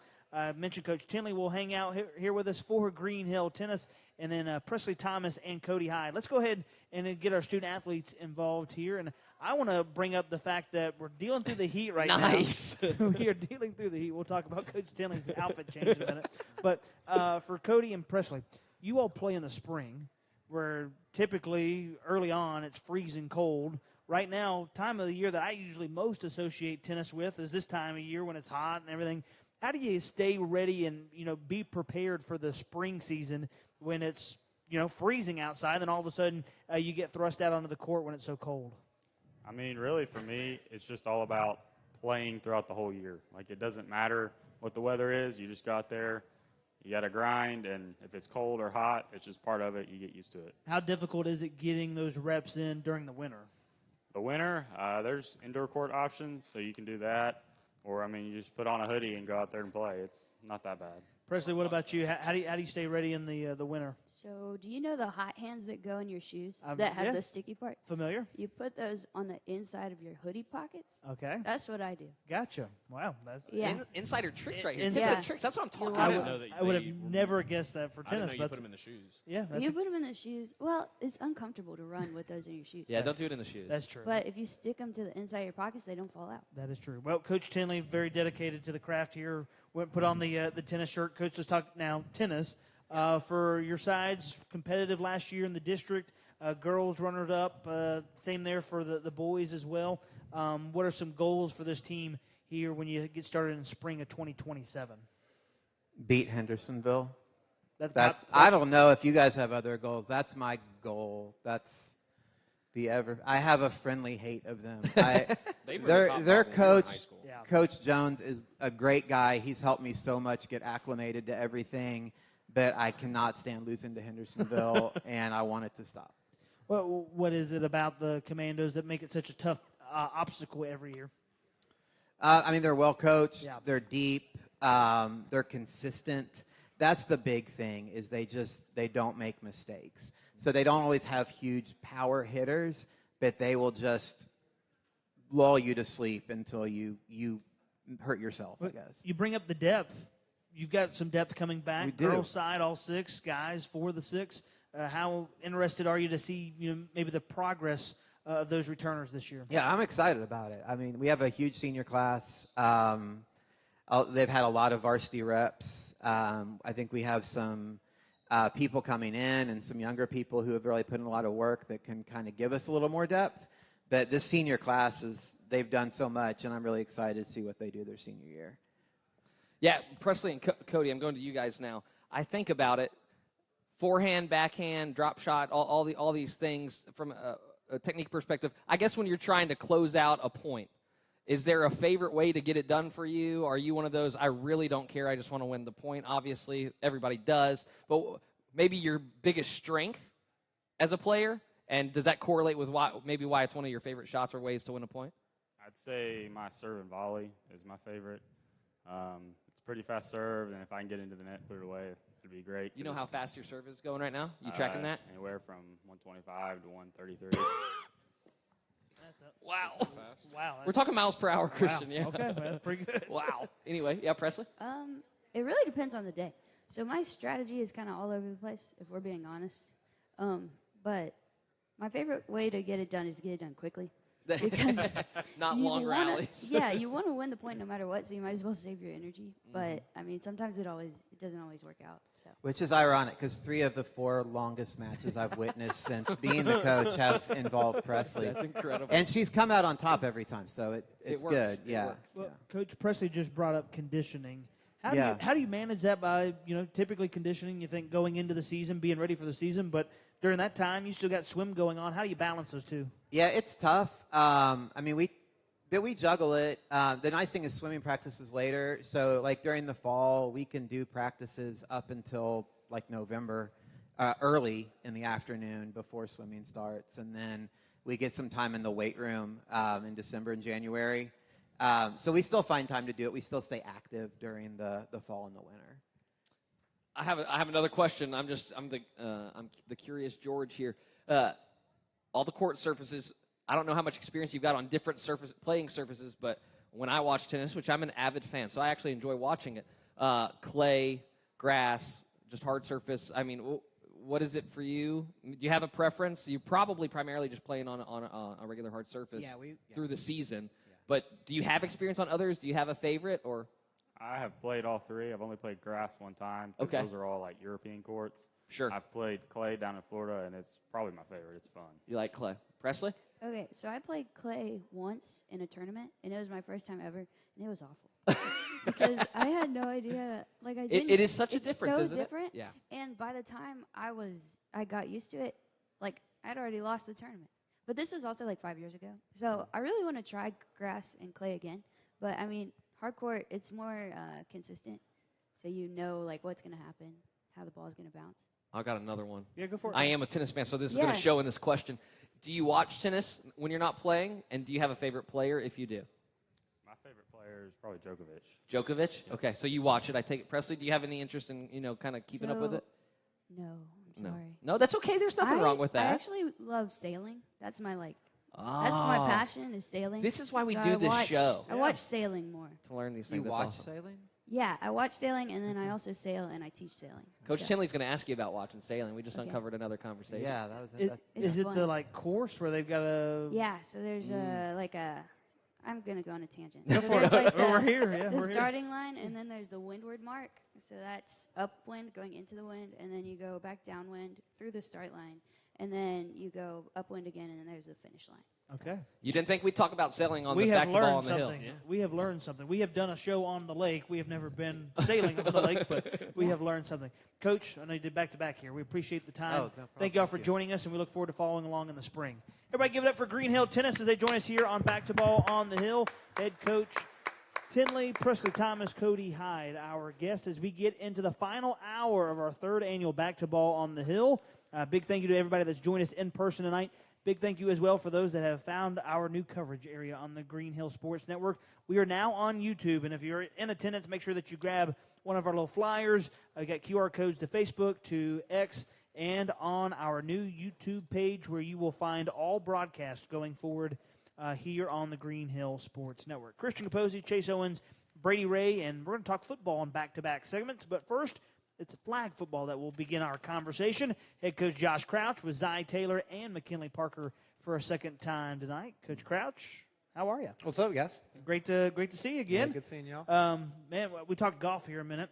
Coach Crouch carried a golf scramble team a couple days ago. I heard we didn't shoot a 66, 68, whatever it is. That was impressive. Yeah, it was pretty good. But you're getting into that time now, especially since you've been really involved with flag football the last couple of years, where those golf outings are kind of out the window for, I don't know, probably 10 months. Yeah. No, I honestly, like, this has been one of the most rewarding things to do is to coach this group of girls because there's so many of them that are basketball, soccer, we've got track, we've got dance, we had JRTC, and in normal sports settings, really those kids don't, they don't mingle much, but this group is super competitive. They all want to win, and naturally, like, they all are just want to be, the great competitors that they are. So it's been really rewarding to coach flag football. It's great. It's good to have my daughter out there to coach with her too.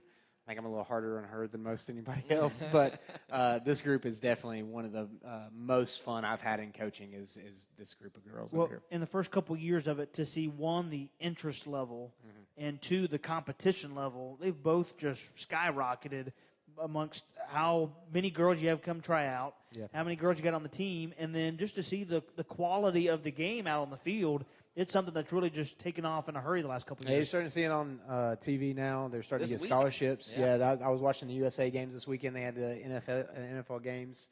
Houston, Texas was actually the champion from last year and got upset last play of the game against saw the that. Seattle Two-point game. conversion, Two-point right? conversion for the last play. So we'll watch a little flag football. I still play it a little bit, so it's fun to get out and see the game grow. But they're giving scholarships. They're giving people get to go to college on this stuff, and I think it's only going to grow as the years go on. And these girls are going to be some of the first pioneers that carry the flag football world going. Before we talk to Zion McKinley in just a moment, just about last year, you get to that region tournament, you lose in the semifinals. What about this, guys? State championship game, Ravenwood, Mountain Juliet. There was kind of a dramatic ending there, but two teams that this team beat last year. Yeah. You had a really good team last year. Things just didn't kind of work out there at the end, but I guess you got to be excited about some of the pieces you got coming back. Yeah, we've done a really good job of winning in-county games. It's the same way with football. You want to start in-county and then grow out of it. And I think we're fortunate enough now we're 12-0 against Wilson County opponents, and one of them was a state runner-up. And, it's unfortunate the way the game ended, but, that Hendersonville team had arguably one of the best quarterbacks in the entire state, if not the Southeast, and she's very impressive, and she's back. So that'll be a tough region game for us. But, you look at our group of girls of who we've got and who we've added, and all of them are successful in whatever sport that they play. So it's, like I said, it's a great melting pot of girls that really enjoy being around each other and competing. Let's just open it. Tell us your positions, ladies, here on the team. Maybe you have more than one. I'm sure you do. Receiver, that's mostly what I play. Sometimes defense, and then JV, I'm the quarterback. There you go. The smile that she got right there saying that tells us what she really wants to play. Zai? My main position was mainly being rusher for varsity. But for JV, I was a little bit of a running back, which I would love to do more this season. Let Coach know. Now's your opportunity. I remember, I think was McKinley the understudy to Sully Garrick a couple years ago as the quarterback. Yeah, McKinley can do literally everything on the field: catch, throw, pull flags, rush. I mean, it's anything. And Zai may talk a little bit about rushing. It is the most important position on the field, and her speed alone makes that really, really difficult for quarterbacks. I just remember in that region semifinal last year how many times Zai was a half second away of a sack. And like you mentioned, the talent of the Hendersonville She's getting quarterback. that again. Don't bring it up. I mean, it was like she was probably could have had a 12-sack night, but it was just a half second away from making that play. You said it. You said rusher like you weren't excited about playing that, but like you are very important to the defense. Like Thank you. we put all of our athletic guys at that. You always put your athletic players at that position. Yeah, I do love rushing though. Okay. It's like so exhilarating to be able to get the flag and everyone's like, "Yeah, I just got a sack." I'm like, Now, do we have celebrations here when we get the sack? Is it a favorite one, or we kind of know? Does Coach say get back? honestly, I would take the flag and do it like this. Okay. We encourage celebration. I was about to say, I know Josh Crouch. I didn't want to jump the gun though. Yeah, but- I knew anything about Josh Crouch. He is not telling them not to celebrate. I know that. I'll be hyping stuff, but I just I don't really have any celebrations. Like I'm just hyped for my teammates and stuff. He mentioned it. Being a flag football player has been since I was in high school, so he's been doing it a while. Has he mentioned that to you guys? And if he has he brought over a play? Has he brought any players to show you guys maybe how to do some things? Maybe even scrimmage a little 5-on-5 with his squad. Okay, I actually didn't know Crouch played football, flag football, until I seen on his Instagram. He posted. I'm like, okay, period. Like, I didn't. He's got quite a bit of hardware from flag I remember, football. like one of my teammates coming up to me and was like, "Crouch plays flag football," and I was like, "Oh." F and F even know comes straight this. from it. That's Okay. It's awesome. I mean, Are I we mean, no get football too? So. Are we as the sport's growing? I'm gonna rein us in almost a little bit here, although I'm not good at that. But when we talk about how the sport has grown, are we getting in the film room and breaking down the plays? I mean, it's the whole 9 yards. This isn't just something you're going to get into the spring and be like, let's just go play for fun. Like this is legitimate. We're out here. We're working hard year round. And No, yeah, we'll go into the basketball locker room and watch film, and we're figuring out who their best players are, who we need to cover and stuff. And so that's we do that a lot. A lot, yeah. Yeah. Also, like making sure like he would give us like homework assignments to go home and like Yeah. watch these type of players and see what type of moves they might pull out, so we know what we can do like on defense and offense. Love it. Touch on like the squat and walk, like when a player's coming to Duck grab walk. your flag, the duck walk. Max Well, tried I it. We mean, tried it. Yeah. I, It's hard. It's hard. it's gonna happen. I I would love to believe go in you. over more like techniques this year, like the more like cool looking jukes that we can have. I think that'll be fun. Yeah, speaking of Josh Crouch as a flag football player, it's probably the nastiest looking bruise I've ever seen from somebody. He walked in one day and his leg was just purple. I'm thinking, oh man. The only other one that we could see is Mr. Nation used to come in with the jiu-jitsu yeah. eyes. But yeah, we I'm weekend thinking, like, warriors, man. I'm thinking something really bad happened to him. He's like, just had a flag football injury. I was like, okay. Well, Coach, kind of describe how you balance the two, because you just had tryouts, I think, the other day for Yeah. this. You obviously got football going on. We'll talk about that in just a moment. But then football season, which is all year really, other than the dead period. You got that going on. The spring, you got spring practice. You got flag football. How do you kind of work the two together? Yeah, so I think in the spring it's the most difficult, but we're fortunate enough to have Zach White. We got Trey Eric, who's been a head coach for many years before. We've got Stephen Clemens. I think our football staff allows me to have the flexibility to coach flag football, especially in the spring. There was practices in the spring I wasn't even at, and Zach would be running it, or Trey or somebody would be over there. So with our staff, we've done a really good job of adding people that can help alleviate that. But I told the girls, like, whenever we first made the decision, like, we're going to coach flag football, I want to be serious about it. I want to win. I'm not here for, I told them pigtails and rainbows. That's not what I'm here for. We're here to win games. And we watch film, and we'll do everything we can to try to be competitive and to win. And they accepted that and went right with it. So in the spring, my mind is completely on them, and in the fall, my mind is completely on the football. But there's some new things that are coming up, like there's new rules in FHS. Our jerseys are actually out of code. We're not allowed to wear our jerseys anymore. The pants have 2 stripes going down the sides of them, which you can't have any stripes on the flag because of the flags that are in on the hips, and then the jersey can't be the same color as the flag, and then you have to have a white jersey as well with the green jersey. So when it first started, it was like, let's go have fun. Yeah. And now it's like, well, you got to raise some money. Is this a pitch for fundraising at the same It time? will be Yeah. something that we try to do as New much as we jerseys can. on the way, it sounds like. New jerseys will be coming. We've got to talk about whether we're going to do like the USA flag cut or if we're going to do like the T-shirts like we had. But that's something that we will do. But we went ahead and did tryouts last week. We had like 32 girls show up. We've got some that are still in fall sports still there, and then we'll have another tryout when school starts back. And once we get that tryout done, we're that way in December we're not trying to assemble a team. We can kind of just chip away at it. But I told these girls, like, we expect them to play basketball through March, so we're going to be supporting them all the way through basketball, and then same thing with Zai. I was state runner in track, so I mean we're expecting them. But if we already have that packaged up and ready to go, we don't have to scramble to get some things done. We're kind of working, chip away at it. Been a great 2 years for the program so far. Looking forward to following along in the spring. Coach, appreciate the time. McKinley, Zai, thank y'all for being here. Give it up for Green Hill flag football as we go from one football team to a next. We'll talk the gridiron that we're going to see here in just a couple weeks. Green Hill football as the Hawks coming off a historic season last year, a run to the quarterfinals where they meet the Oakland Patriots, and a heartbreaking game that we all remember pretty good here. This is becoming a trend. You need to. Yeah, I know. Yeah. Well, we were wearing the same shirts that night. I don't know why I remember that. But I mean, also that's kind of how it goes when you have successful teams. Not that you don't always win your That's last right. game. So we always gotta highlight the last You one. got to bring it up. Yeah, that's the last thing I remember. Yeah, right? exactly. Last thing I remember. So we're going to start with Coach Crouch real quick, and then we'll get to the captains here in just a moment. Coach, the easy question here is you had 30, almost 40 seniors last year.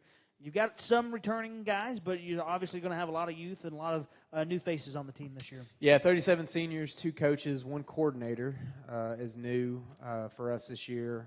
So a lot of new faces. I think we returned 2 on defense. Maybe Zach may be the only one that's returning on offense. 3 on defense. Gabe, Will, and Miles, all starters, but new opportunities. Same expectations. I think we're back to where this may be the most turnover we've had since 2020 or 2021. Yeah.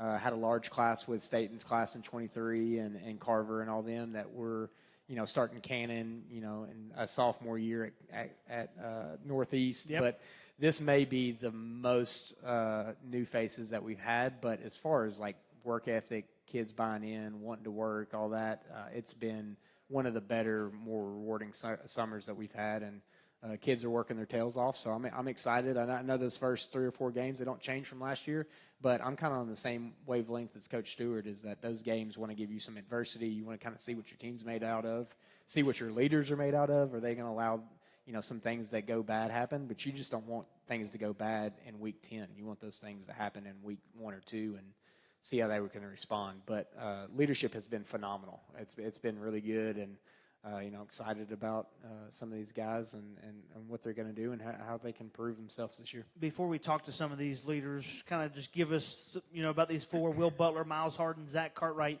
and Evan Buckner, kind of your captains this year. What do you like about this crew and kind of the leadership that they've provided to you to this point, and obviously for the next couple months to come? Yeah, so, the thing that I like most about this group up here is that not really anybody is a rah-rah guy that has to be over the top or screaming or yelling, but when these 4 guys talk, everybody listens. Zach is very quiet and calm, but he's over 3,000 yards in high school football, which is, remarkable as far as a running back goes. Miles has started for us now for 2 years. On the defensive line, literally everybody looks to him whenever he's got things going. If it's in drills, Coach Childress is leaning on him to try to get the group going. Will obviously has played a very, very large amount. I remember freshman year of him at Riverdale.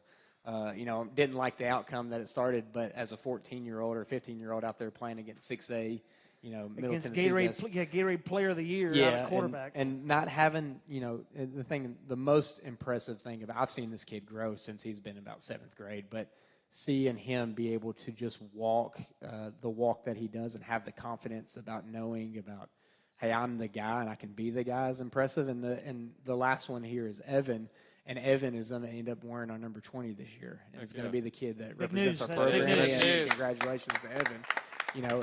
And the thing that I like most about him is out of the 3 guys, Evan's probably the one that hasn't played his most, but been the guy that's always there in the classroom, doing the things the right way, outside of school, always here, volunteer hours is always up, his grades are always there. And for his teammates to look at him and say, Will obviously committed to Division I. Zach has all the accolades. Miles has played a lot of football. For our team to look at Evan and say that's the guy we want to follow is pretty impressive because, these 4 guys are really good too. But that just goes to show you, the culture of our team and who we've got and, the guys that are leading it. So I'm excited about all 4 of them. Evan probably gets it the most right now in practice because I'm coaching him right now. But he's handled it well this offseason. Yeah, well, Coach, we're got 4 guys here tonight. We're giving them the mic. Appreciate the time. We'll catch up with Josh Crouch a ton to be here real soon on the Green Hill Sports Network. Let's now get the captains involved here. Let's start on the end. Miles Harden, this is a defense, really the entire team. Doesn't have a ton of returners up front or really across the defense, but what are some things that you like about getting into this year and some of the things that you like about the defensive side? I like that it's a new start, actually, because we did lose our defensive coordinator. I like that Clemens stepped up. He's a guy that I've liked this entire time. My family knows him. He's just a great guy, and he knows a lot of football. But with the new stuff, starting new, it's just kind of different. And that can be good and bad, but I see it as good. Like our defensive line, we replaced basically everybody. And, it's just a change of pace, and I like it. Like I like the challenge, the new stuff, seeing everything new. The other defensive sides, like linebacker, Evan stepping up. We've had Omeza starting there like every single year. So a new change. I like Evan. He's, like you said, didn't play that much, but he's starting to like get the hang of everything. We're putting a lot on his shoulders, and he's taking it really well. And the corners, well, they're led by Green Will. Is that what it's called? Green Will. Wow. So, new nickname you'll be hearing this year. Green Will. I'm going to have to retire the Butler, did it? Yeah. That's a good one. So, I trust that group. I trust him. I trust Cam. I trust Childers. I just trust Crouch with everything. So, everything works out. A lot of trust on that defensive side. A lot That's of trust. Good. Switching over to the offensive side, Zach, you've been kind of a stable feature of this offense for going on 2 years now. And kind of speak to it.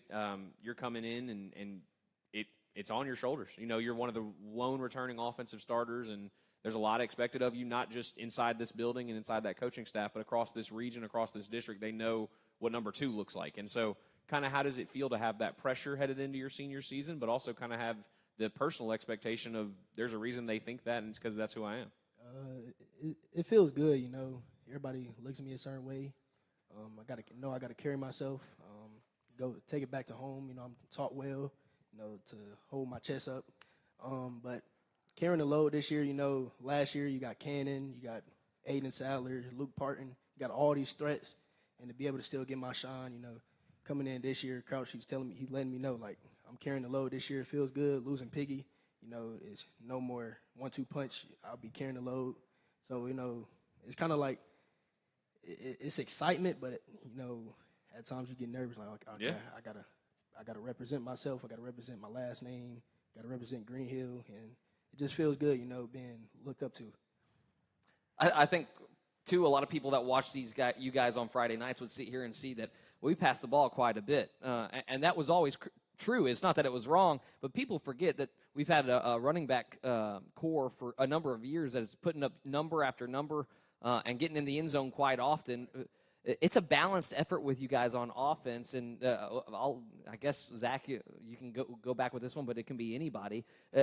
What is it knowing that it doesn't really matter if we're going to go throw it in the air, through the air, or if we're going to go on the ground? This team seems to be just averaging like 5 yards a play, 10 yards, you know, big plays, the whole 9 yards, and it doesn't matter if it's in the air or on the ground. Well, when you got Zach White, you know, calling the plays, he stays on us every day, pushes hard, so we get a lot of good work in, so you just got to execute. Execution, that's the big thing. For sure. Evan, that's big news. We just shared here earlier wearing the number 20. What does that mean to you to wear that number this year? I mean, it's a huge honor. I've always looked up to people wearing it. I know what it means for the school and for the people that have given me the chance to wear it. Mm-hmm. I haven't had a lot of on-field experience since I've been here, but I've always tried my absolute best to be a role model for the guys around me. Just because all the people that have been around me as I've been coming up my freshman, sophomore, junior year, I've always had the help I needed, the guidance. And not just as a player, as a person in general, I've been raised very well here. Everybody here is my family, and it just means so much to wear it. That linebacker spot you're playing at, like they said, you kind of getting it on the run, kind of making up for some of maybe the inexperience. Maybe talk about all the moving parts where you got a new defensive coordinator, and then also you're kind of in that middle of the defense where you're just trying to make sure that everybody's in the right spot, make sure everybody knows what's going on. Yeah, so Coach Clemens has done a phenomenal job this year. I mean, he's a defensive genius, absolute guru, and him and Coach Crouch's knowledge put together, it can be pretty incredible sometimes, the stuff they can figure out. And, I mean, altogether, everybody's been helping me along the way. When I get a little bit lost sometimes, which was earlier in the summer, I always had the information I needed. Well, let's get to the last captain we haven't talked to. What we say? Green Will. Green Will. Green Will. Okay, I like that. Well, first we got to start off. If you haven't seen, congratulations. Committed to Marshall the other day. Let's start right there. Why is Marshall the right fit for you? I just feel like as soon as I stepped on campus, there was a different feeling than I had anywhere else. And once I got to hanging out with the coaches and players, I mean, it really just felt like home. I learned a lot when I was up there just for my short 2 days on my official visit. I mean, it was amazing. It really felt like home, kind of like I was back here. Well, Coach mentioned it a minute ago where, you know, the Riverdale game a handful of years ago, you're a freshman out there. We keep saying a lot that we lost a ton or whatever, but you're a guy that's played a lot of football. How do you kind of get into this year with the balancing act of, you know, you're playing with some younger guys, with some guys that haven't played as much, and then still trying to keep that same level of expectation that Coach Crouch talked about? I mean, it's definitely a little more different this year with it being a lot more younger guys. But, I mean, going into third year as a full-time starter, I've been with 3 completely different groups of DBs. Our secondary, our linebackers have gotten changed in and out. Our D-line's been the same. So, I mean, this year it's just definitely been a lot of kind of bonding and chemistry that we have to develop to know who's going to be where, when we need what, and who you can look to for help in situations. Well, one of Chase and I's favorite stat to keep up with the last couple of weeks last year was every time that you caught a pass on offense, you just scored. Yes. Are we going to expect to see number 17 a little bit more on the offensive side? It's looking that way right now. Okay. Speaking of numbers, I don't know if Coach Crouch isn't doing this intentionally or not, but it seems that out of the 7 years that we've had the Green Hill football program, the number 20 has gone to a linebacker 3 or 4 times. Good number of times. So I don't know, big kudos to you, man. Well- You definitely earned it. But let's Quarterback of the defense. maybe let's question Coach Crouch. Be like, hey, do you have like a favoritism towards the linebackers or something? Because we're noticing a trend Well, here. what about who gives 17 to? Caleb Carver wore 17 Yep. for a long time. I Yep. mean, there's something up with that 17. I don't know what it is. But, guys, real quick before we let you go, as Coach mentioned, you start the year with some pretty stiff competition in those non-region games. You get Beach, you get Page, you get Ravenwood. What are you going to need early on, especially – we've got football this Friday. You got a scrimmage this Friday. What are you all going to need to accomplish over the next couple of weeks to be ready once the season starts? I mean, a lot of it's just down to preparation. Our coaches have always done a phenomenal job, whether that's through film, scouting reports, talking to teams and the other coaches and everything. But a lot of it just comes down to our days in practice. I mean, we go through every possibility they have to where coaches will point out certain things where if they line up this way, there's one of two things that are coming. It's just a lot of preparation that helps. Any comments for you guys before we let you go? We've just had a lot of guys absolutely locked in. A lot of focus from everybody on both sides of the ball. We've had good effort in practices, and we keep stacking good days on top of each other. And if we keep doing that, I think we're going to have a really, really good football season. I'll say the big thing is composure. Things are definitely going to go wrong. Make sure everybody can keep their head in the game, stay focused, and just execute when it comes down to it. So, I think it's playing team ball, not a lot of me ball. That's when we thrived like the most last season. The first couple games, a bunch of people were trying to do their own thing, not really trusting the coaching or anything else. But when it started going by, then we all just came together, really. 24 days. We're close. Nobody's counting, but No. 24 days. This Christian's thing gets counting. going. Christian Guys, is counting. appreciate the time. Look forward to following you this year, and good luck this season. Everybody give it up for Green Hill football as we talk with the Hawks. Will Butler, Miles Harden, Zach Cartwright, and Evan Buckner, the captains for the 2026 Green Hill Hawks, year number 7 for all of Green Hill Athletics. This is year number 3 for Back to Ball on the Hill, and we're getting into the final 30 minutes of this 3rd annual event. First time we've hosted it here at Green Hill High School. I want to thank our sponsors, Chim Chimney, Cedar City Title, Sign Central, Yancey Belcher, the law office of Yancey Belcher, Chase Baker with Farm Bureau Insurance, Mark's Automotive Repair Center, Elrod Concrete Company, Quality Machine and Torch Repair, and Wilson Bank and Trust. Let's now welcome Green Hill Boys Volleyball, a team that we've talked about, a lot of success, a lot of postseason runs. This is a team that just, plays for a state championship every year. Did so again last year. Connor Johnson and Andrew Hurley, our guests. And, guys, let's start with that right there. Yeah, you come up just short of a state championship last year, I think runner-up. That's 3 years in a row now you've played for a state title. How, as a program, have you all been able to just continue to find a way to get so deep into the postseason? Well, I think it definitely started in year 1 with having George on our team being just such a good player off the jump. It definitely helped create a standard, and I think our goal the entire time has just been maintaining the standard that he set, and I think we've done a great job at that so far. You know anything? I just think it's down to we're extremely lucky for the people we have.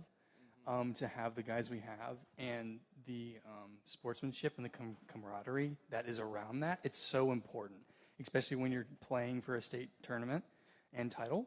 It's nice to be able, as a team, to play almost as one, right? You know what the guy's thinking before he even says it, right?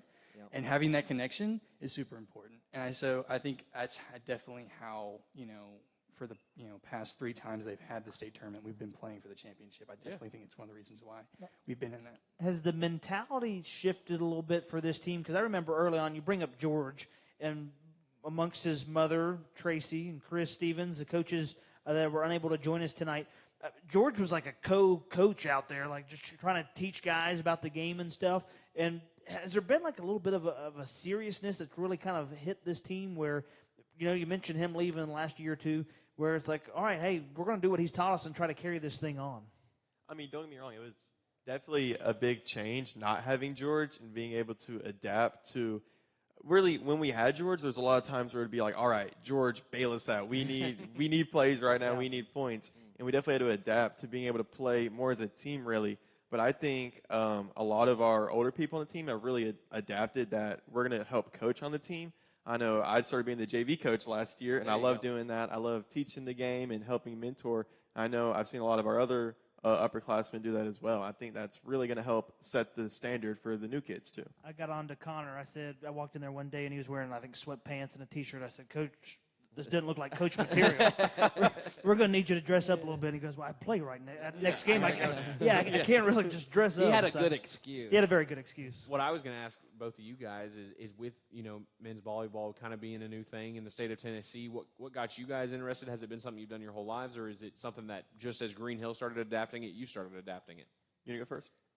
So for me, it was something that I was introduced to volleyball through my cousins. Okay. They played, and it was just one of those things, like during family reunions, they just drag me out to the court, and they just be like, you're going to learn how to play volleyball, right? Because we're tired of not having people to play. And then my freshman year here, I just saw on the TVs, it's like, open tryouts just come out. And I was like, you know what? Like, I have nothing else to do this spring. I'm just going to go try out. And that's where it started, right? And I think another special thing about our team is, we gel well together, right? We're one big family, right? And so I think that's why I stayed, because I was able to find a group of people that, I had fun with, I enjoyed playing a sport with, and I enjoyed being in their company. Heck yeah. Right? And so I definitely think that played a big role into it of why I've kept with it, right? So I think for me, it was my freshman year, I did track. And at track, there was an upperclassman. His name was Mason, and I really liked Mason. Mason was a good mentor to me, and he played basketball, and he ended up not making the team his senior year, not trying to diss him, but he started playing volleyball instead because he was athletic, he could jump high, and he was telling me at track practice, like, you got to come out. This is such a fun sport. It's such a good atmosphere. So I came out, and now he's playing college ball, so having him as a mentor, and then I met George, and having both of them like take me under the wing was just really good to help me fall in love with the sport and continue to improve. Yeah, Mason Bryan's a great story. Picked up volleyball, and months later he's playing at Cumberland. Collegiately, yeah, Very cool.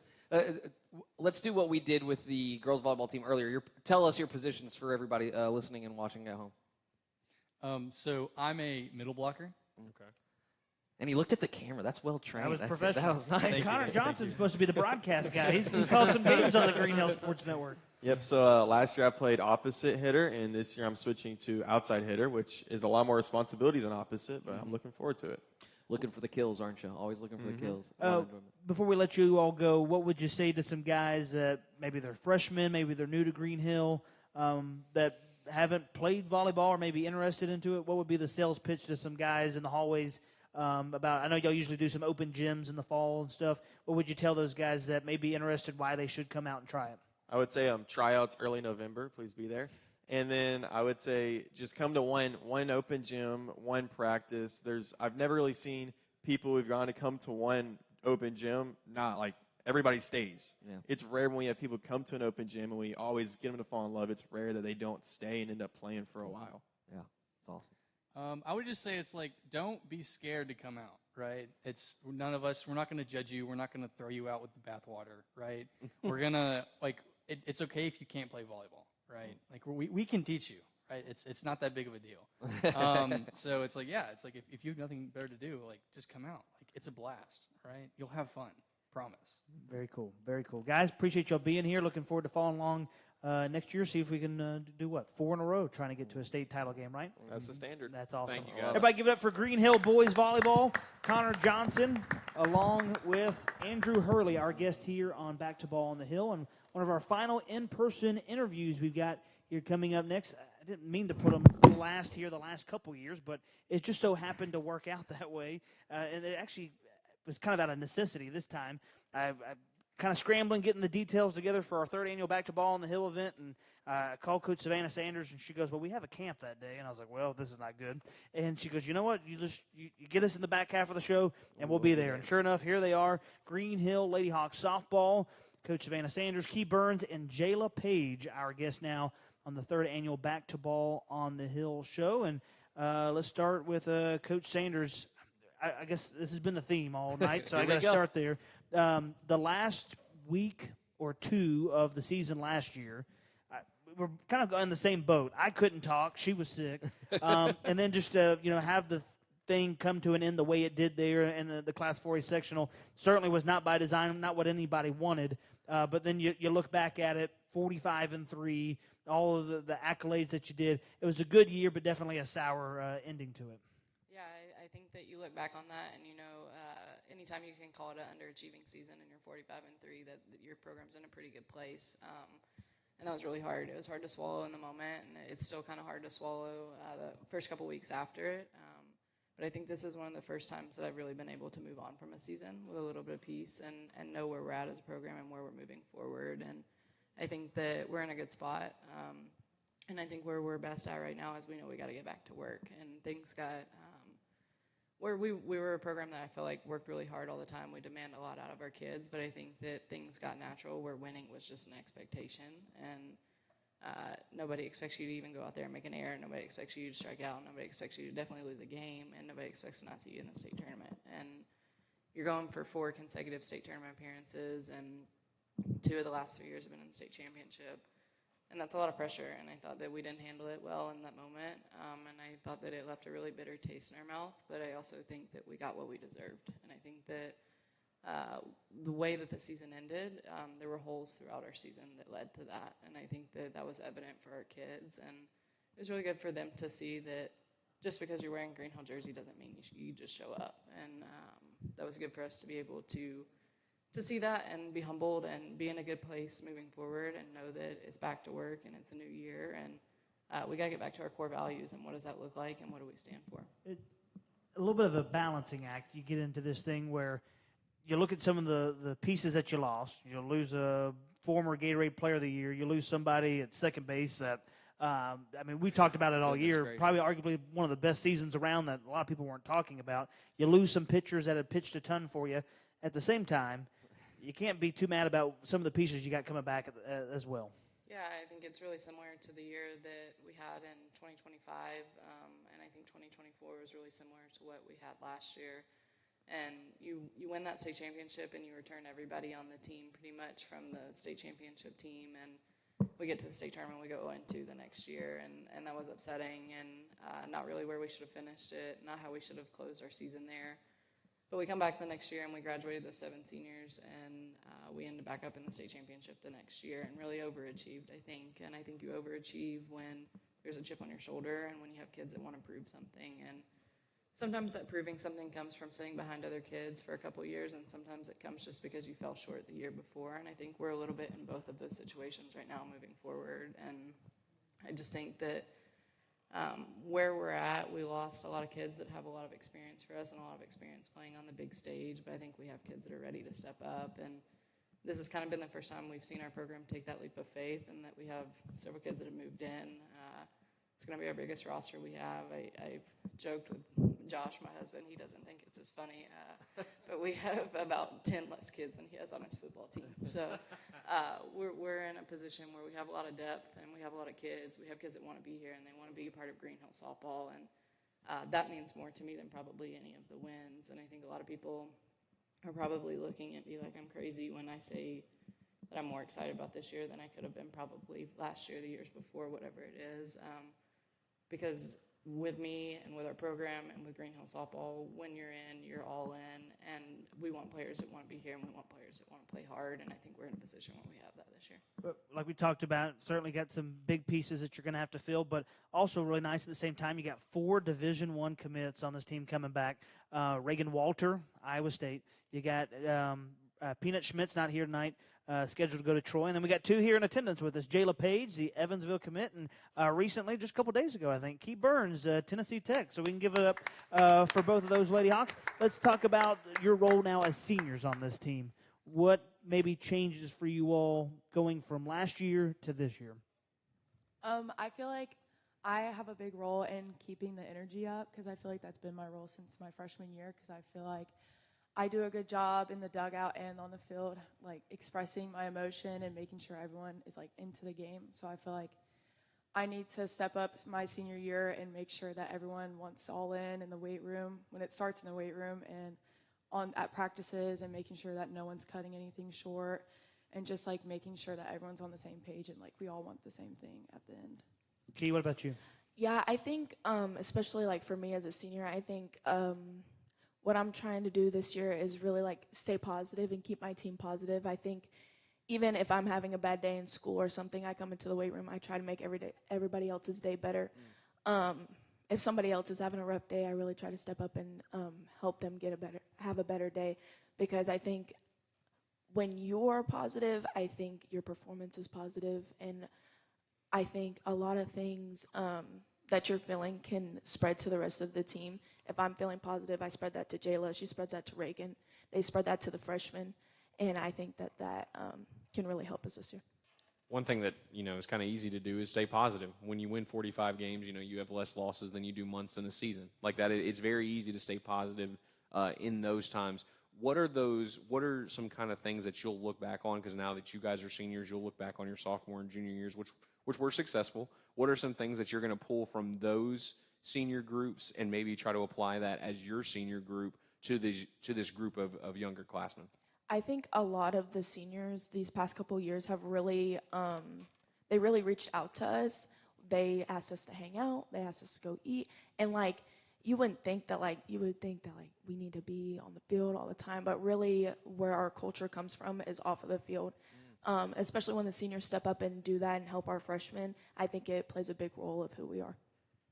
I also think that people see the seniors from past years as the main part of the team, but I also think that us seniors this year need to step up and be just because we lost Gatorade Player of the Year and Chesney and all these other big time players, I feel we need to step up and show that we can also do it as well without the big time players as well.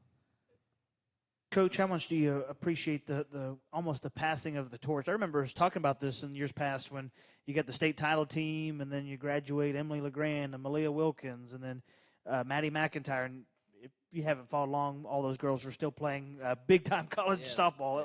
But to have this kind of mentality that you've had the last couple of years where you've got some classes that have kind of come together and say, hey, we're going to do it in our time now, that's got to fire you up as a coach, I would think. That's why I do what I do, to be able to see that everybody is valued, everybody has a part, and it's a 4-year process. For some that it transfer, it's maybe less than that. But you can find your value in our program for however long you are here. And we know that everybody plays a critical piece, and every role is different, and maybe they're weighted in different ways. But everybody matters, and everybody is vital to our team and our program and our culture. And I hope our kids feel that every day when they leave, and I hope that they feel that when they leave after their 4 years as well. And I think something that has become a really, really big deal to me, and if you see it in a negative light, you can see it as favoritism, you can see it as being partial to certain groups, but I think our alumni is something that is starting to really mean a lot to me, and you go through those first couple years.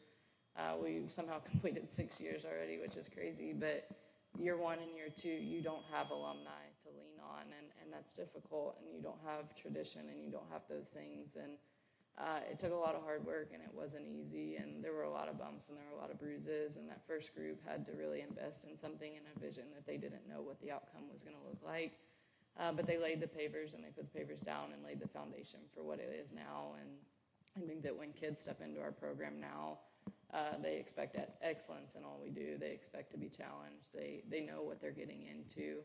That doesn't mean they're always going to like it. Doesn't mean they're always going to love it. But they do know that they're going to walk away better, and they're going to walk away stronger people than when they walked in. And they find value in what that looks like in the valleys and in the peaks. And it just makes me feel like what we're doing here is worthwhile. And I think that as time has gone on, it's really showed me too that this is not something that I just want to have my thumbprint on for 1 or 2 years. This is something that I want to do a career of, and it's somewhere I want to be as long as I can be, as long as the kids keep coming in that are the right mix to buy in and do what we're asking and work hard and sacrifice things that they have to give up sometimes and be good teammates and be good people. And anybody who's willing to take on that challenge, anybody who's willing to do hard things, and anybody who's willing to stick to a process and trust it when it's not easy, when it's not pretty, I think really respects and values their time here. And I think you see that from our older kids. And I mean, today it's 90 whatever degrees outside, and we have 45 kids up at our field that have graduated, kids that are here now, and and it's open facilities. It's optional. Kids come after work. Kids change their work shifts to be here, and then when we're done, we go eat at Cinco, and those things are fun.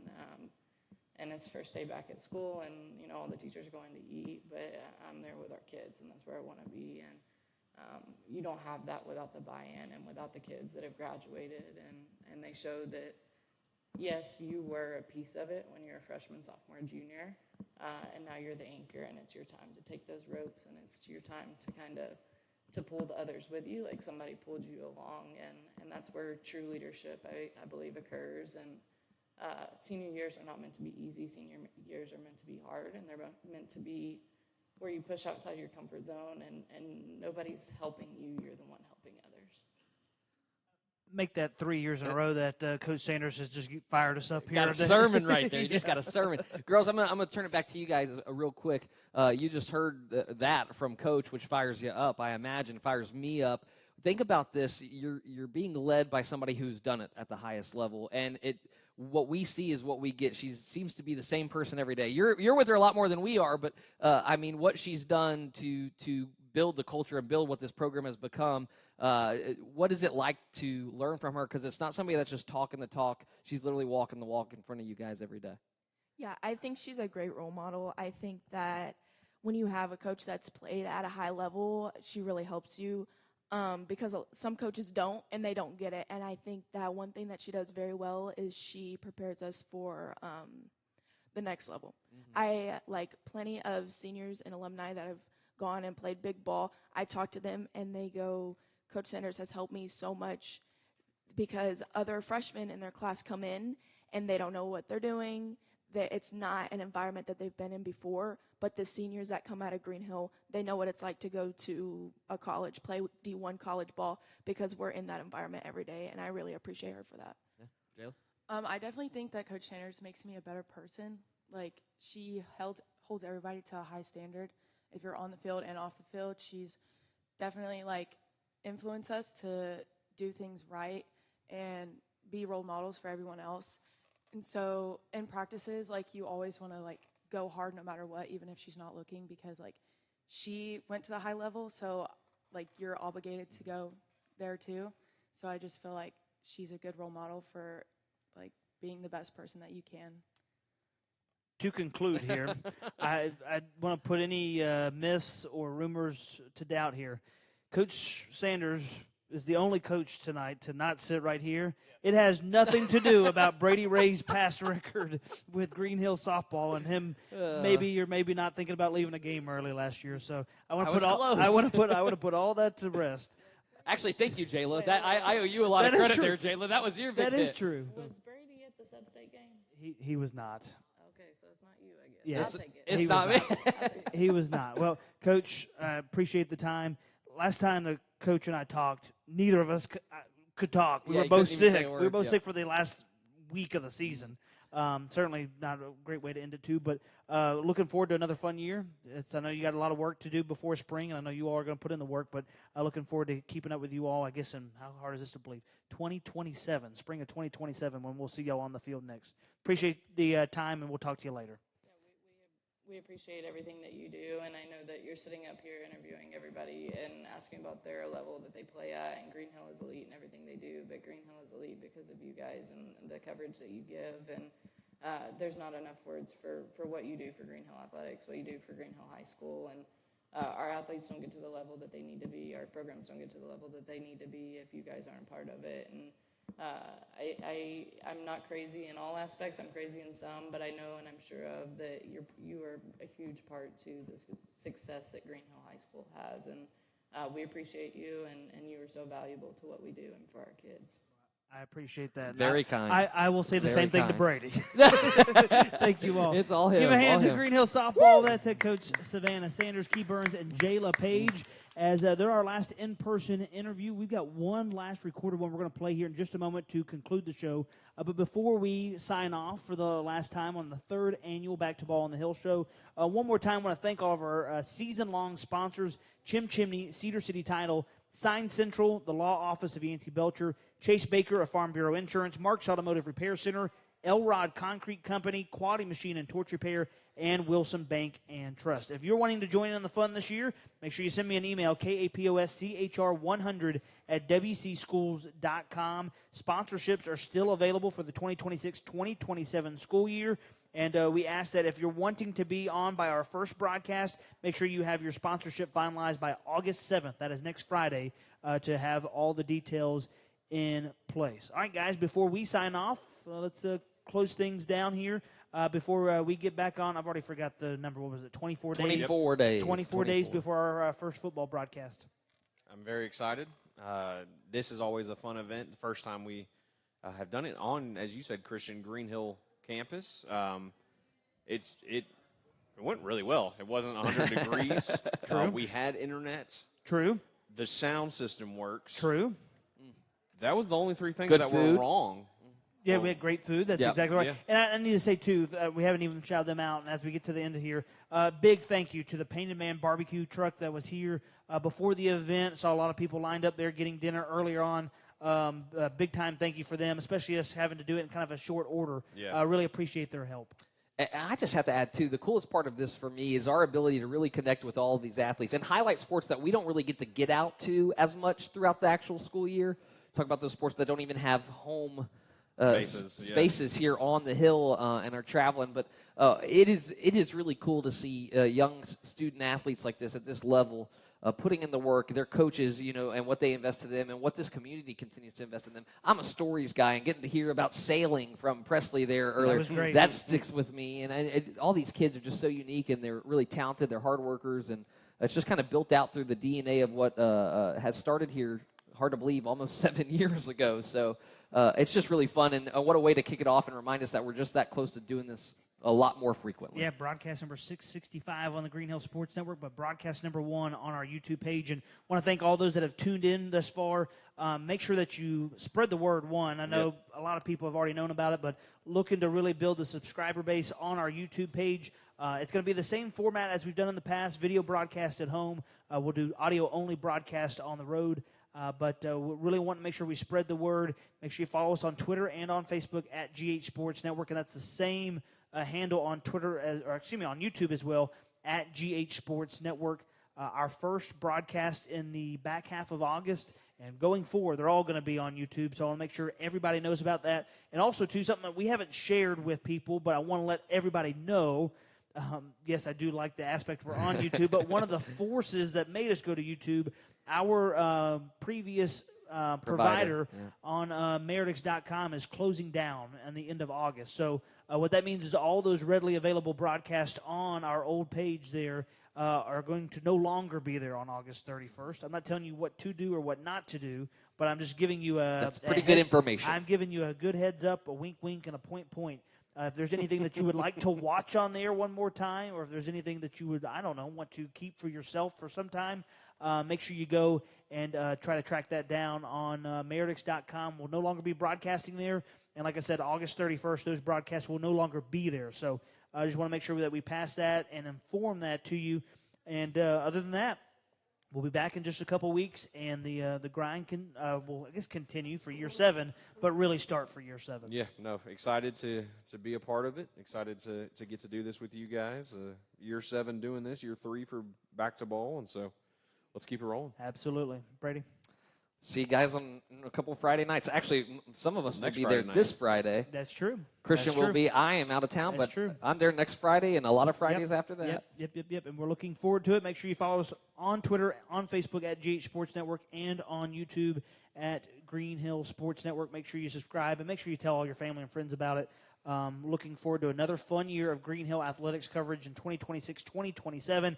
Big thank you to all of our sponsors and to all of the coaches and student athletes that joined us tonight, along with the spectators that we've had. Had a really nice crowd on hand here tonight. We really appreciate everybody's time. So to conclude our broadcast this evening, there was one team that could not join us tonight. They actually had a scrimmage out in Riverdale, and we're going to catch up now with Green Hill Girls Soccer to wrap up the 3rd annual Back to Ball on the Hill show. For Brady Ray, for Chase Owens, I'm Christian Capozzi. Here's our final interview of the night with Green Hill Girls Soccer.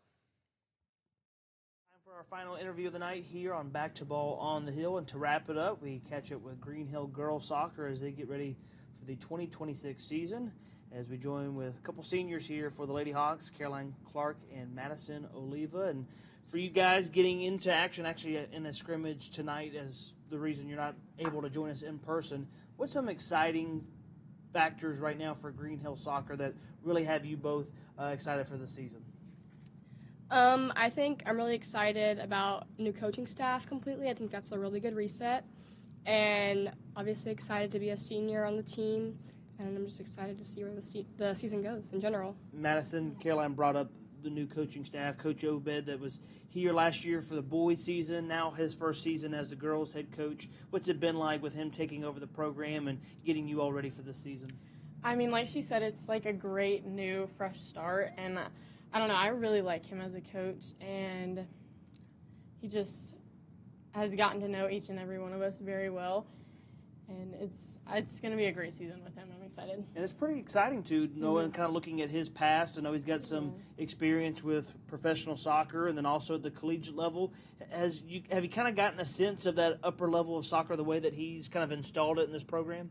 I definitely have. I think he's a very encouraging coach in the way that, like, he corrects you if you make a mistake, and he's just very uplifting, and our drills seem to be a little more advanced, and I can see that he has coached at much higher levels. Madison, senior year, I know Caroline just brought it up too, you kind of get into a different role as a senior, leadership-wise, maybe even the time on the field as well. What has maybe changed getting into this year compared to the last couple of years for you now that you head into your senior year? Well, last year I didn't play because of my ACL injury, and so this year I am just so excited to, like, honestly, it just feels like I'm a whole new player after that. And with being a senior, like, my leadership has definitely increased. And then also coming back, like, I missed out on last season, so this season is kind of my comeback year. And I'm just so excited to show the team, like, what I can bring to the table. Caroline, what excites you about this season and what you all have kind of accomplished so far in the preseason and as you get a little bit closer to the season here in a couple weeks? I think, like Madison said, just the aspect of leadership, and excited to lead younger girls and to also show what our senior class can do. I think we have a really good senior class, and I think we can go really far. Yep. Let's talk about some of the things maybe off the field. If you get ready for a big game, what are some maybe superstitions or things that you all do before a game that help you get set and ready to go on the field? I love to isolate myself in the locker room, and I'm very known to wear my headphones and not respond when people are talking to me because I can't hear anything. But I just like to drown out my, like, thoughts with music before. What's the top artist in the headphones there? Crap. Right now, it's probably Daniel Caesar. Okay. Caroline, what about you? I would say last year I definitely got into a routine of we have our little room where we get our food, and I would go in there by myself for like 20 minutes and just kind of decompress and listen to music, and then go back in the locker room. And like Madison said, I kind of just keep to myself because if I'm talking, I can't get locked in. So, Yep. yeah. What's your favorite memory for Green Hill Soccer at this point with obviously one full season of memories to make? I'm going to say our Chattanooga summer camp last year. I had a really good time. We had obviously the soccer aspect of it, but the team bonding aspect of it was my favorite part. Like, I got really close with people who I didn't think I ever would, and it was just really fun. My favorite memory was from the Gatlinburg tournament last season and it wasn't even the playing part, it was being back in the cabin where we all watched The Summer I Turned Pretty together, and it was hilarious. Like, we were all dying laughing and screaming, and it was just, oh my gosh, it was so fun. All right, for both of you to wrap this up, describe to me the perfect play, the perfect scenario for yourself on the field of a highlight where, hey, if this happens, I know that I'm going to execute, and this is going to be a really cool moment. Okay, I'm going to say my ideal play on the field is a through ball from the midfield to the wing, drive up the line and, like, pass somebody, cross in, 3 or 4 people in the box, header in. There you That's go. mine. All right, Madison?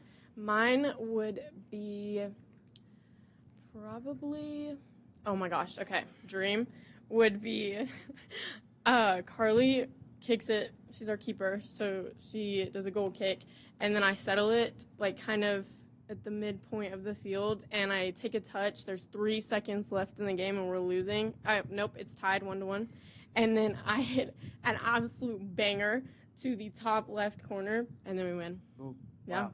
2 great moments there. Well, Right. congratulations to you all entering this senior year. Looking forward to getting to watch you all in action, and good luck throughout the season. Thank you.